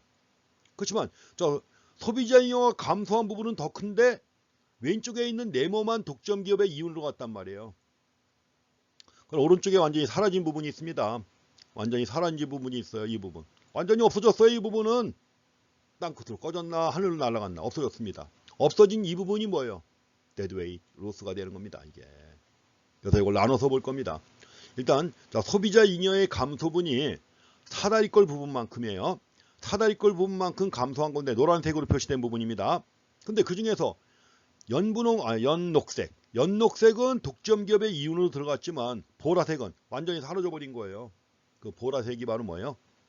데드웨이트 로스가 되는 것이죠. 되는 겁니다. 그래서 아래에 있는 네모는 독점 기업의 이윤으로 흡수가 됐다. 독점 기업의 이윤이 된 것이다. 근데 오른쪽의 네모는 삼각형 데드웨이트 로스입니다. 그 데드웨이트 로스가 존재한다는 게 바로 뭐예요? 독점이 있으면 자원의 비효율적 배분을 처리한다는 것이죠. 이렇게 해가지고 이걸 그래프 통해서 한번 나눠서 보실 필요가 있습니다. 자, 독점의 비효율성 두 번째는 뭐냐? 자, 독점의 경우에는 XB 효율이 발생합니다. XB 효율. XB 효율, 여기서 X가 뭘까요? 흔히 우리가 X로 표시하는 게 뭐가 있죠? X. 먹거리 X파일 이런 것도 있잖아요. X파일. 영화도 있었죠? X파일. 뭔가 있는데 알아요? 몰라요? 뭔지. 실체를 모르잖아요. 실체를 모르니까 X파일 이렇게 하는 겁니다. X라는 게 뭐냐? 영어로 unknown. 미지수입니다. 미지수. 근데 여기서는 이걸 왜 X라고 했느냐? 왜냐면 자, 독점의 경우에는 다른 기업과 경쟁을 해요, 안 해요? 안 하죠. 그렇기 때문에 경영 혁신을 위한 노력을 해요, 안 해요? 안 하죠. 새로운 기술 개발을 위한 노력 해요, 안 해요? 안 하죠. 그것 때문에 발생하는 비효율이에요. 근데 실체가 정확하게 보여요, 안 보여요? 안 보이죠. 노력을 하지 않았다는 거 아니에요. 기술 개발이나 경영 혁신을 위한 노력을 했으면 그만큼 비용도 절감됐을 거고 하겠지만 그 실체가 명확하게 나와요, 안 나와요? 안 나오죠. 그래서 X라는 말 쓰는 것입니다. X 비효율이 발생할 수 있다는 거. 그래서 이제 라이벤슈타인 학자가 쓴 용어입니다. X 비효율. 기술 개발이나 경영 혁신을 위한 노력을 하지 않아서 발생하는 비효율이다. 제시하는 겁니다. 또 한 가지 독점의 비효율성. 자, 지대 추구 행위가 발생합니다. 자, 지금 원래 그 지대라고 하는 게 토지에 대한 대가가 지대죠. 토지에 대한 대가. 왜 그러냐면 토지는 공급이 고정돼 있단 말이에요. 공급이 고정돼 있고 그에 대한 대가로 지급되는 대가가 지대다. 여기서 착안해가지고 토지처럼 공급이 제한적인 생산 요소에 대한 대가를 지금은 다 지대로 파악을 해요. 공급이 제한적이다. 지금 독점 기업의 경우에도 혼자 공급하는 거 아니에요. 공급이 제한적이죠. 그래서 독점 기업이 얻는 이윤을 독점 지대라고 합니다. 이것뿐만 아니라 우리가 흔히 지대라고 할 땐 그런 거예요.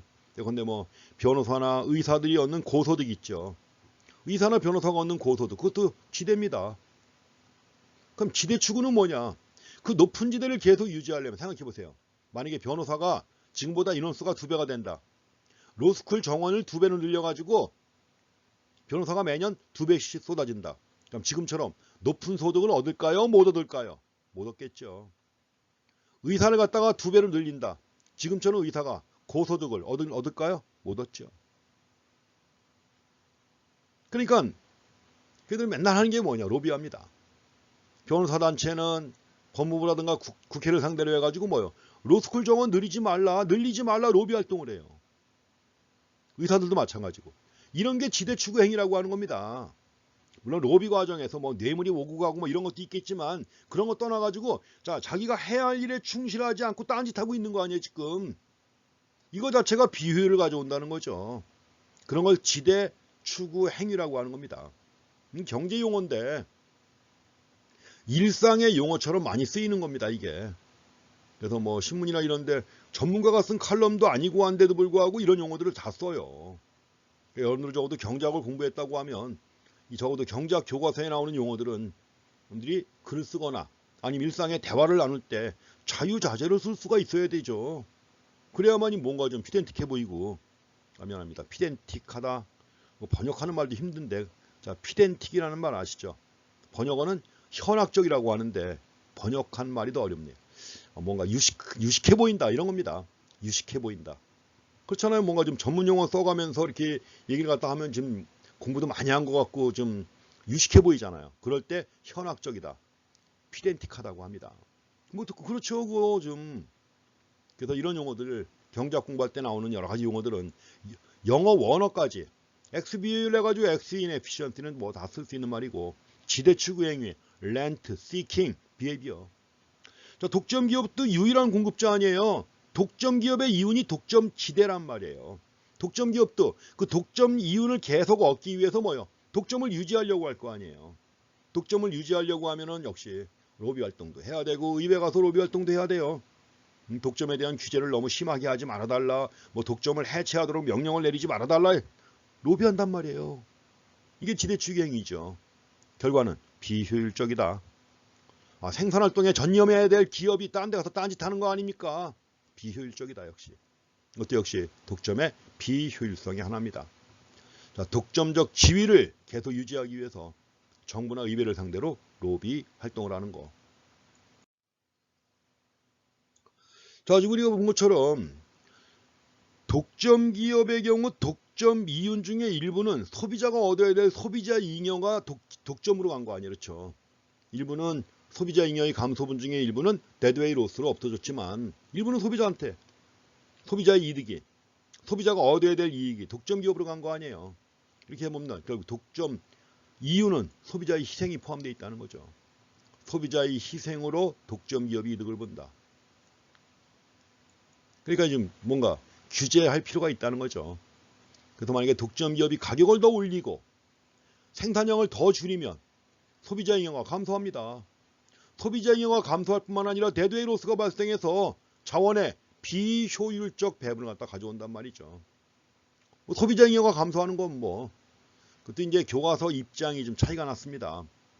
왜냐하면 예전의 교과서에서는 한 10년 훨씬 더 이전의 교과서에서는 독점이 있는 경우에 소득 분배가 불공정하게 변한다 이렇게 했습니다. 소득 분배가 불공정해진다. 왜 그러냐 하면 소비자가 얻어야 할 이익이 독점 기업으로 간단 말이에요. 그러니까 분배가 불공평하다. 근데 요새 나오는 교과서는 소비자가 더 중요하냐 생산자가 더 중요하냐 누가 더 중요합니까? 소비자가 더 중요해요? 그런 게 어디 있습니까? 다 경제 주체인데 경제활동을 다 같이 영위하는 경제 주체인데 생산자는 나쁜 놈이고 소비자는 좋은 분이고 말이 안 되죠. 똑같은 입장입니다.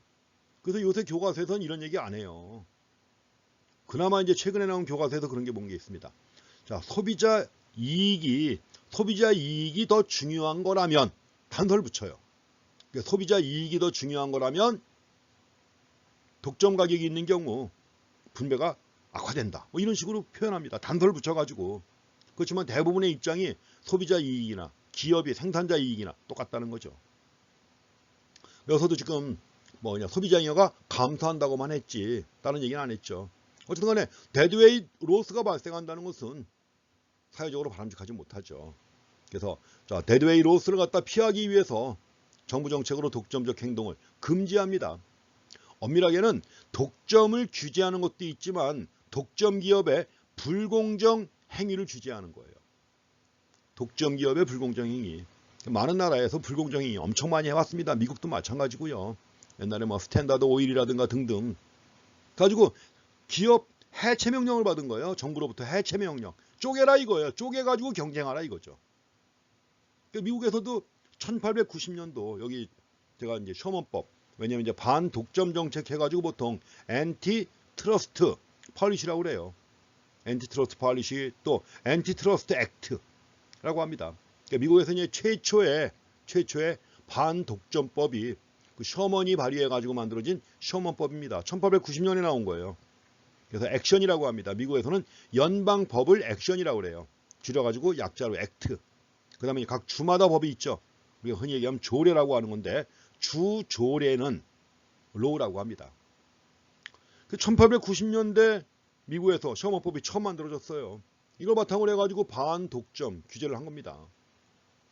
그래서 이걸 통해서 정부가 독점을 방지하거나 제거하는 이런 일 많이 합니다. 아니면 이제 불공정 행위를 규제하는 거죠. 한국의 경우에도 공정거래법이 만들어져가지고 현재 시행되고 있습니다. 공정거래법. 최근에 이 공정거래법을 갖다가 이제 개정하고자 하는 논의가 원래 계속 이어져 왔습니다. 그동안 계속 이어져 왔는데 이제 비로소 행동에 옮기려고 하는 이런 모습을 갖다 보이고 있습니다. 이런 것들이 원래는 이제 공정거래법이라고 하지만 정확하게는 독점 규제 및 공정거래에 관한 법률이에요. 근데 그걸 줄여가지고 독점규제법이라고 안 하고 줄여서 약자로 공정거래법이라고 합니다. 미국의 셔먼법하고 비슷한 거예요. 반독점법하고 이렇게 해가지고 이제 정부가 독점을 규제하고 있습니다. 근데 규제를 한다고 하더라도 여기서 한 가지 주의할 게 있습니다. 자연독점이라는 건 규제하면 될 거야 안 될까요? 자연독점은 아무도 안 들어와요. 규모의 경제가 있단 말이에요. 규모의 경제, 대규모로 생산해가지고 장기 평균 비용이 하락해가지고 아무도 안 들어와가지고 경쟁이 안 되니까 독점이 된 겁니다. 그럼 이런 자연독점까지 규제를 해야 될 것인가 하는 거죠. 아주 낮은 비용으로 현재 생산해가지고 그만큼 소비자한테 판매하는 가격도 낮은 가격인데 이걸 과연 규제할 것이냐 하는 거죠. 그래서 여기에 대한 대책은 또 별도로 언급합니다. 그러니까 자연독점에 대한 대책은 다르다. 왜냐하면 자연독점은 더 낮은 비용을 발생시킨다는 거죠. 더 낮은 비용. 장기 평균 비용이 계속 하락한단 말이에요. 근데 이제 문제는 뭐냐. 그러면 기업이 비용을 낮춰가지고 자발적으로 절감된 비용을 소비자에게 이전하리라는 보장이 있냐 없냐. 그건 당연히 없죠. 없다고 해도 자연 독점에 대해서는 나름대로 뭐예요? 규제를 가하더라도 독점 자체는 내버려 두는 게 일반적입니다. 그래서 우리가 자연 독점해가지고 사회간접자본 같은 경우 전기, 가스, 통신, 전력 이런 경우가 여기에 해당하는 거죠. 어떤 노스웨스트 가스라든가 뭐 등 나와 있죠. 그다음에 이제 물 관리하는 워터 컴퍼니도 있고요. 이런 것들. 그래서 자연 독점에 대해서는 별도로 좀 신경 써야 된다는 거죠. 그래서 자연 독점에 대한 대책 해가지고 공공 정책으로 어떻게 대응할 수 있는가? 두 가지 공통된 답변이 나옵니다. 하나는 뭐냐면, 자, 자연 독점인 경우 과연 소비자에게 뭔가 이득을 줄 수 있도록 할 것이라는 보장이 없다는 거죠. 그럼 자연 독점의 경우는 대부분의 국가에서 어떻게 하느냐? 자, 공영화합니다. 공기업으로 만들어요. 자연 독점인 상태로 만들어진 기업들 있죠. 공기업으로 만듭니다. 한국도 마찬가지였죠. 과거에 뭐 도로공사니 뭐 한국전력공사니 뭐 우정사업본부니 뭐니 다 공기업이었죠. 그렇지만 그래도 공기업으로 만들어 가지고 공익을 위해서 운영한다는 거죠. 그렇지만 공기업의 경우 과연 공익을 위해서 열심히 노력할 것이고 경영이 효율적으로 운영이 되느냐? 그건 아닙니다. 자, 대개의 경우 전 세계가 다 마찬가지예요. 한국만 그런 게 아닙니다. 주인 없는 기업 아니에요. 사장이야 낙하산 타고 내려와서 임기 채운 다음에 갈 것이고 주인 없는 기업이에요. 주주가 정부예요. 그런데 공기업의 경우 경영 상태가 안 좋은 게 대부분 다 그렇습니다. 전 세계 공기업 다 마찬가지예요. 공공 소유 기업의 경영 상태는 좋지 않다. 이것이 결국 비효율성을 가져오는 한 가지죠. 자, 또 한 가지는 이제 자연 독점에 대해서도 가격을 규제하는 것이다 하는 겁니다. 가지고 가격 상한을 너무 낮게만 규제하지 않는다면 품귀 현상은 발생하지 않을 정도로 가격을 규제하는 겁니다. 자, 소비자를 위해서 이렇게 하는 거예요. 자연 독점인 상태인데 소비자를 위해서 가격을 갖다 규제한다. 그래서 가격 상한을 너무 낮게만 규제하지 않는다면 품귀 현상은 발생하지 않는다. 현재 뭐 우리가 아파트 분양가 상한제 같은 거 하잖아요. 분양가 상한제 해가지고 낮게 규제하면은 당연히 다들 분양받으려고 하겠죠. 그러면 물량이 모자라잖아요. 너무 낮게만 규제하지 않으면 품귀 현상은 발생하지 않는다. 그래서 자연 독점에 대한 규제를 갖다가 그림으로 한번 두 가지 비교해 보는 것입니다. 먼저 규제가 없는 자연 독점의 경우 총2녀 따져봅시다. 규제가 없는 자연 독점이에요.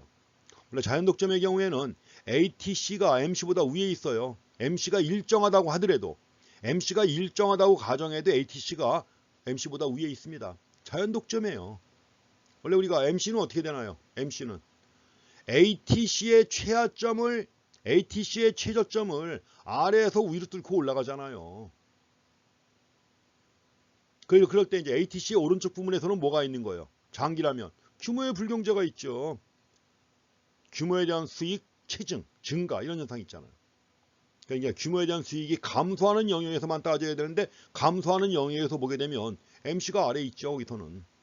거기서 따진 겁니다. 지금. 그 영역에서. 가지고 MC가 ATC보다 아래에 있는 이런 상황이에요. 자, 수요 곡선은 독점이니까 우하향하고 우하향합니다. 그럼 이런 경우 총이익이 얼마냐는 거죠. MR 이퀄 MC에서 생산량 결정하잖아요. 그래갖고 생산량 QM이고 가격은 PM입니다. PM. 이럴 때 규제가 없다. 규제가 없다고 하면 소비자 잉여는 위에 있는 부분만큼이죠. 가격보다 위에 있는 부분 소비자 잉여입니다. 그러냐 그 아래에 있는 조그만 네모 요게 ATC예요. 이게 ATC이기 때문에 독점 이윤이 그 아랫부분 뺀 여기까지예요. 왜냐면 생산량 QM일 때 요 높이가 한 개당 비용이란 말이에요. 요 높이가 한 개당 비용이고 곱하기 생산량 하니까는 아래 네모가 아래 큰 네모 이게 총 비용이란 말이에요. 총 비용이 되니까 이윤은 위에 이윤이 되는 거죠. 줄어드는 겁니다.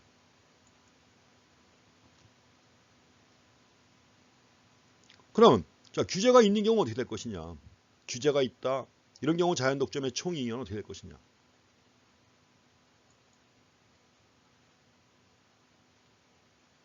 자, 가격을 갖다 규제합니다.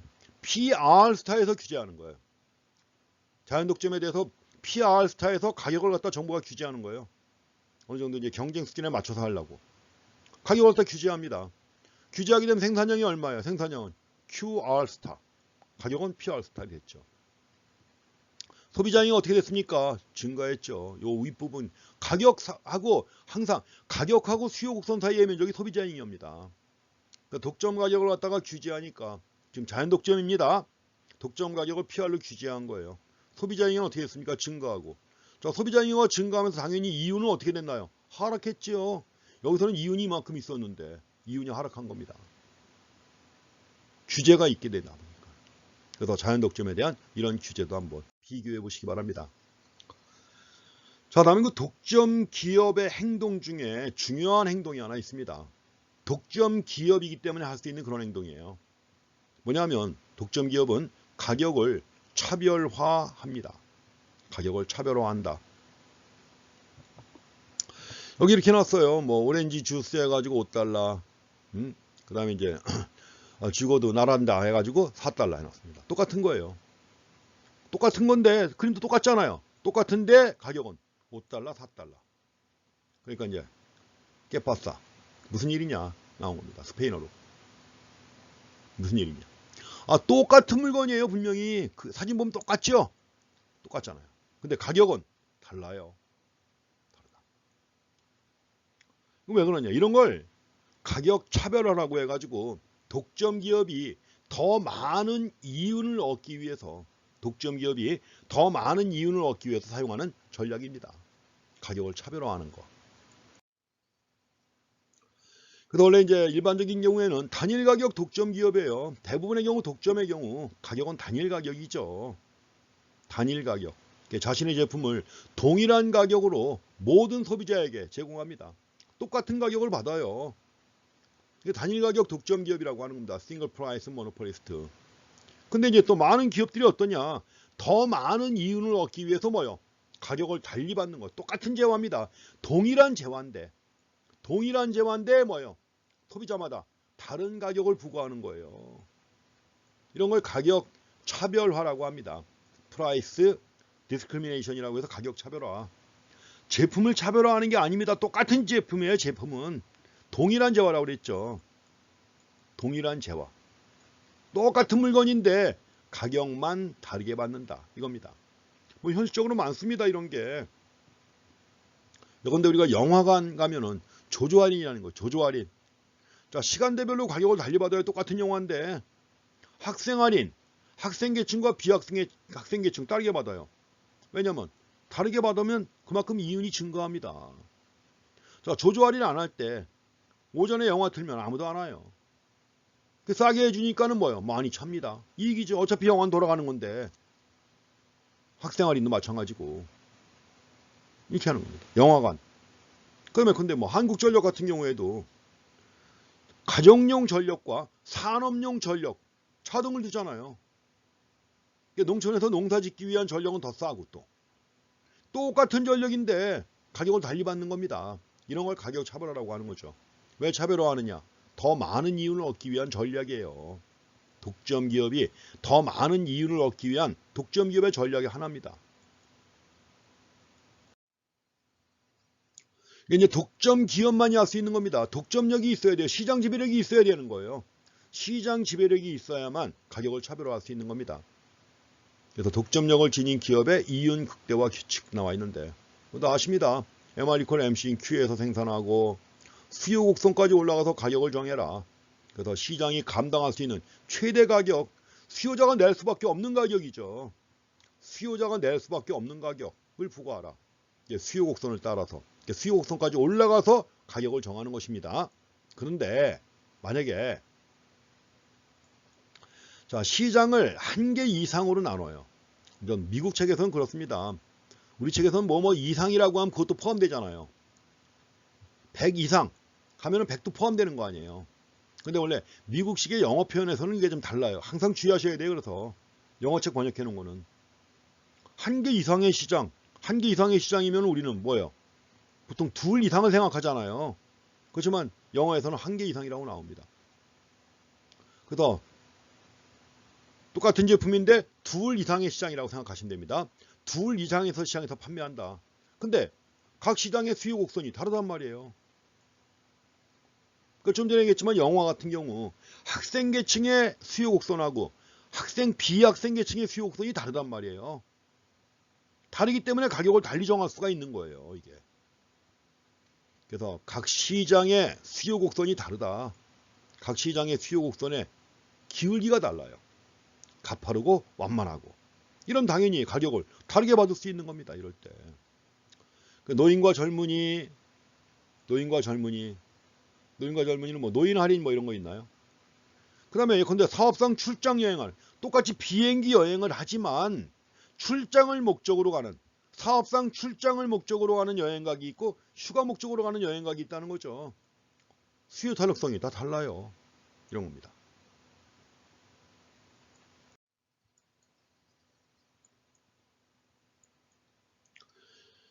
뭐든지 비행기 좌석이 나옵니다. 뭐 여러 가지 많아요. 사례가 실제로. 그래서 여기 뭐 학생은 아이고 넘어갔습니다. 그 비행기 좌석 같은 경우에 그런 거 있는 겁니다. 그래서 비행기 좌석 같은 경우에도 학생한테는 좀 더 싸게 해주고 뭐 이런 것도 있죠. 물론 중요한 건 뭐냐면 가격 차별화가 이루어지려면 똑같은 좌석인데 다른 거예요. 근데 똑같은 이카노미석이라고 하더라도 그렇잖아요. 시간대별로 만약에 잘 아시겠지만 비행기가 출발 직전에 가서 티켓팅 한번 해보세요. 빈자리가 있는데 티켓팅하기 직전에 출발하기 직전에 티켓팅한다. 파격적으로 싸게 낼 수 있습니다. 그런 경우 똑같은 건데 가격을 차별화하는 거 아니에요. 시간대별로. 조조 할인처럼 시간대별로 그런 겁니다. 그러니까 여기서도 두 부류의 항공 여객이 있다. 두 부류. 출장 목적, 사업, 비즈니스 목적으로 가는 사람이 있고 휴가 목적으로 가는 사람이 있단 말이에요. 그럼 이럴 때 당연히 두 부류의 수요 탄력성이 다르단 말이에요. 이럴 때 제가 앞에서 말씀드린 얘기입니다. 자, 수요의 가격 탄력성이 낮은 소비자에게 가격 탄력성이 작은 소비자에게 더 높은 가격을 부과하는 겁니다. 수요 탄력성이 작을수록 더 높은 가격을 부과한다는 거예요. 여기서도 지금 두 가지가 있습니다. 한계 비용 곡선 나와 있고 이건 수요 곡선인데 두 부류로 구분했기 때문에 계단식으로 나눠 놓은 겁니다. 업무를 위한 비즈니스 여행자예요. 비즈니스 여행자는 뭐예요? 아무리 비싸도 가야죠. 가야 되는 거죠. 시간 맞춰서 가야 되는 거죠. 근데 만약에 휴가 목적의 여행객이라고 하면 너무 비싸다. 가요 안 가요? 안 가죠. 연기한다든가. 그래서 업무상 여행자에게서 판매해서 얻는 이유는 B. 반면에 휴가 목적에 또는 학생 여행자가 있다. 이런 경우 싸게 하지만 그래도 이윤을 얻는단 말이에요. 자, 싸게 하면서 태웠다. 나가는 비용이 뭐 있어요? 그 젊은 사람 하나 탔다고 몸무게 때문에 연료가 더 많이 나가나요? 조금 더 나가겠죠. 그렇죠? 몸무게 때문에. 또 더 비용이 들어가는 게 뭐가 있을까요? 근데 뭐 음료 한 잔 줬다. 그 비용밖에 더 있겠어요? 없지. 그러니까 그만큼 이제 학생 여행자한테 싸게 판다고 하더라도 이유는 남는단 말이에요. 빈자리로 가는 것보다 오히려 이득인 것이죠. 가지고 가격 탄력성이 낮은 소비자에게 더 높은 가격을 부과한다는 거 확인하시고요. 높은 가격을 부과한다는 걸 확인하시고요. 근데 우리가 이제 가격 차별이라고 할 때도 여기도 사실 여러 가지가 있습니다. 원래 국내 교과서 보게 되면 1차, 2차, 3차 가격 차별 그렇게 얘기해요. 1차, 2차, 3차 가격 차별 또는 이제 1급, 2급, 3급 가격 차별해 가지고 1급, 2급, 3급이라고도 번역을 합니다. 근데 좀 전처럼 시장을 딱 둘로 나눠 가지고 시장을 두 개로 나눠 가지고 가격을 달리 받는다 하면 이게 바로 3차 가격 차별이라고 하는 겁니다. 여기 나온 거예요. 두 가격을 사용한다. 두 가격을 사용한다는 얘기는 결국 뭐예요? 시장을 둘로 나눈다는 얘기 아니에요. 둘로 나눠 가지고 가격을 달리 받는 거죠. 가지고 이제 두 소비자가 있는데 수요 탄력성이 달라요. 자, 수요 탄력성이 다른 그럼 당연히 뭐예요? 지불용이가 높은 소비자한테는 높은 가격을 받아요. 반면에 지불용이가 낮은 소비자한테는 낮은 가격 받아가지고 판매합니다. 가지고 여기서 반 팔고 반 팔았다. 이유는 높은 가격을 사용할 때 이윤, 낮은 가격을 사용할 때 이윤 두 가지가 다 이윤이 되는 거죠. 이게 가지고 결국 이윤을 증가시킬 수가 있다는 얘기예요. 왜냐면 만약에 다 똑같이 P 로우로 정한다. 그러면 이 위에 있던 부분은 이윤이 예상하지 못했던 건데 지불용이가 높은 사람을 찾아내가지고 높은 가격을 정했다. 그럼 당연히 이만큼 이윤이 더 증가하는 것이죠. 근데 세 가격을 사용한 경우에도 3차 가격 차별에 해당이 됩니다. 시장을 보통 둘, 셋 나눠가지고 시장마다 가격을 다르게 만든다는 거죠. 그래서 이런 것들이 대표적인 것이 말씀드린 것처럼 조조 할인, 학생 할인, 또 똑같은 물건이지만 국내 시장하고 국외 시장, 자 국내하고 수출 상품에 대해서 가격을 달리 정합니다. 흔히 있어요. 이런 가격 차별합니다. 똑같은 물건인데. 여기서는 세 가격을 사용한 경우가 나왔습니다. 높은, 중간인, 낮은 소비자에게 판매할 때 각기 다른 가격을 정해가지고도 그만큼 이윤이 더 증가할 수가 있다는 거죠. 가격 차별화가 판매와 이윤을 증가시킨다는 거죠. 근데 또 한 가지가 있습니다. 완전 가격 차별화. 요거 말고 제가 1차, 2차, 3차 했고 좀 전까지 한 얘기는 3차 가격 차별이에요. 그게 원래는. 일반적으로 그냥 가격 차별 특별히 구분하지 않고 가격 차별이라고 할 때는 보통 3차 가격 차별을 얘기를 하는 겁니다. 그럼 2차 가격 차별은 뭐냐? 2차 가격 차별은 흔히 경영학에서 많이 쓰는 마케팅 전략 중에 하나입니다. 물건을 10개 사는 사람한테 10개 사는 사람한테는 한 개당 10,000원씩. 근데 한꺼번에 100개 사는 사람이 있어요. 한꺼번에 100개를 산다. 똑같이 10,000원씩 받아요? 아니죠. 이런 사람한테는 좀 싸게 해주잖아요. 한 개에 9,000원씩. 이런 게 바로 2차 가격 차별이에요. 많이 구매하는 사람에게 가격을 싸게 해준다. 전략 아닙니까 이것도. 가격 할인 또는 수량 할인이라고 하는 거죠. 근데 10,000개를 산다. 100개를 산다. 그러면은 한 10개 더 줘요. 그냥 물건을. 100개를 샀지만 10개를 더 준다. 수량 할인. 아니면 9,000원에 싸게 준다. 가격 할인. 이게 마케팅 전략 중에 하나죠. 그게 바로 2차 가격 차별이고, 그 다음에 지금 말씀드리는 완전 가격 차별이라고 나와 있죠. 완전 가격 차별인데 이게 1차 가격 차별입니다. 뭐냐면 소비자가 10명이 있으면 소비자 10명의 지불 용의 가격을 파악한 다음에 각 소비자마다 지불 용의 가격을 다 부과하는 거예요. 소비자가 10명이면 10명 가격 다 다르겠죠. 이런 경우 완전 가격 차별화 또는 1차 가격 차별이라고 하는 것입니다. 물론 이제 독점 기업에서는 각 소비자의 최대 지불 용의 가격을 다 알아야죠. 다 알아야죠. 그러니까 이걸 알아낸 다음에 거기에 맞게 가격을 다 달리 정하는 것입니다. 그럼 이럴 때 어떻게 될 것이냐? 자, 소비자들마다 지불 용의 가격만큼 가격을 낸 거예요. 그럼 실제 지불한 가격과 지불 용의 가격이 같다. 소비자 잉여 있어요, 없어요? 없죠. 그래서 완전 가격 차별화가 이루어지면 모든 소비자 잉여가 독점 기업의 이윤으로 흡수가 됩니다. 소비자 잉여는 사라져요. 그래서 지금 말씀드린 것처럼 완전 가격 차별화가 이루어진다. 그러면 기업은 모든 소비자 잉여를 다 이윤으로 흡수하게 돼요. 소비자 잉여는 0이 됩니다. 이윤은 증가하는 것이고 그만큼 이런 일이 과연 현실적으로 가능하냐? 관광지나 이런 데서는 가능합니다. 관광지, 정보가 불완전하죠. 어떤 물건을 파는데 다른 사람이 저 물건을 얼마 주고 샀는지 알아요? 몰라요? 모르죠. 이미 통과해서 지나간 사람들이 얼마 주고 샀는지 모르죠. 이럴 때 그때마다 흥정을 합니다. 흥정을 해가지고 가격을 정해요.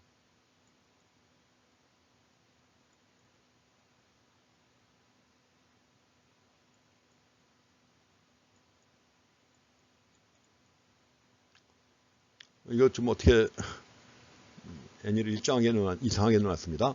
벼룩시장에서의 흥정. 왜냐면 흥정해가지고 오케이 하면 가격 정해지는 거 아니에요. 그럼 당연히 한 사람 한 사람 흥정할 거 아닙니까? 그럼 내게 떼는 가격은 다 다르겠죠. 이런 경우가 비교적 완전 가격 차별화에 가깝습니다. 벼룩시장에서의 흥정 같은 경우가 완전 가격 차별화에 가깝다 하는 것입니다. 자, 지금 가격 차별화 결과 데드웨이 로스는 어떻게 됐을까요? 데드웨이 로스도 없어졌습니다. 데드웨이 로스가 없어요. 왜냐면 자유롭게 흥정하고 한 결과 모두에게 이득이 되는, 파는 사람이나 사는 사람이나 모두에게 이득이 되는 거래가 이루어진 겁니다. 그렇기 때문에 뭐요? 데드웨이 로스가 없어져요. 자중 손실이 없습니다. 지금 말씀드렸지만 소비자 잉여는 얼마가 된다? 0이 된다. 모든 소비자 잉여가 독점 기업의 이윤으로 흡수가 된 것입니다. 자, 중요한 건 데드웨이 로스가 없어졌다는 것도 중요한 내용입니다. 이게 가격 차별화가 이루어짐으로써 데드웨이 로스가 없어졌다.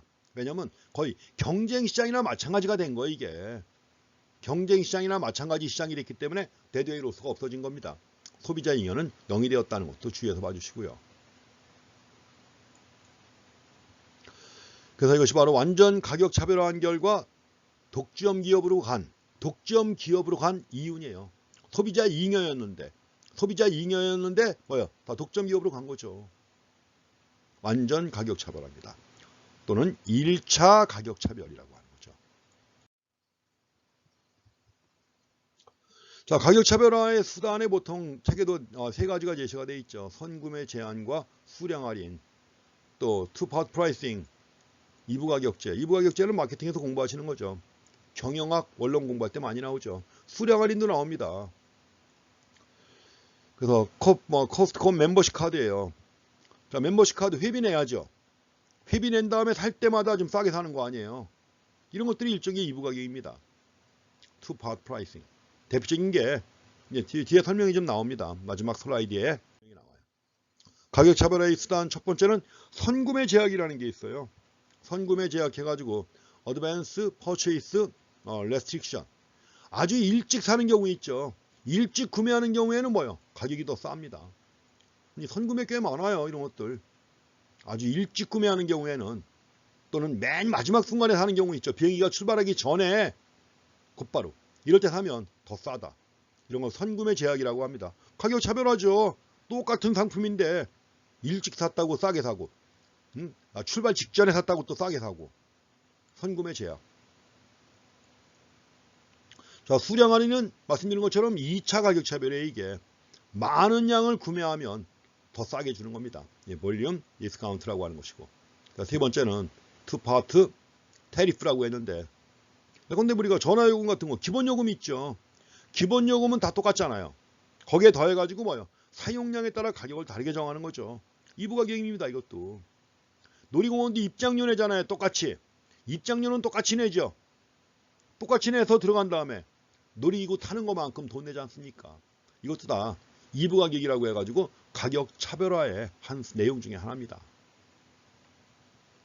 자, 이렇게 해서 독점 기업이 독점 이윤을 늘리기 위해서, 더 많은 이윤을 얻기 위해서 가격을 차별화하는 것입니다. 이렇게 해갖고 내용이 좀 길었습니다만 그래도 독점 기업의 행동 다 분석을 해봤죠. 슬라이드가 다 해서 44개입니다. 꽤 많지만 그래도 천천히 보시면 되겠습니다. 천천히 듣고 정리하시고. 그런데 그 출석 과제 올리시는 거 보니까 그냥 노트에다 쓴 다음에 그 사진 찍어서 올리시는 분들이 있는데, 사진 찍어서 올리게 되면 혹시라도 우리 그 아이클래스에 좀 과부하가 걸리지 않을까요? 오버로드. 처음에 이런 그 온라인 강의 처음에 시작할 때 학교 서버가 다운되는 일도 있었는데 그런 것 때문에 다운되는 거예요. 용량 때문에. 그래서 저는 이제 말씀드린 게 한글 문서로 작성해 가지고 워드라든가 아니면 우리 아래에 한글 있죠. 그래서 공식적인 문서로 작성해 가지고 올리다 이렇게 얘기한 건데, 사진을 찍어가 손으로 쓴 다음에 사진 찍어서 올리신 분들이 꽤 있습니다. 그 용량 장난이 아닌데요. 어쨌든 가급적이면 한글 파일로 작성해 가지고 파일로 올리시기 바랍니다. 출석 과제이기 때문에 크게 따지지는 않습니다만, 또 내용 정리하라고 한 거니까 수업 들으면서 내용 정리하려니까 써야 되겠죠. 쓴 내용을 나중에 또 타이핑하려면 또 시간 걸릴 거 다 사정은 이해가 갑니다. 자, 이 시간까지 정리해봤습니다. 다음 시간에 하실 내용은 이제 과점 시장과 독점적 경쟁 시장에 대해서 공부하시겠습니다. 자, 수고했습니다.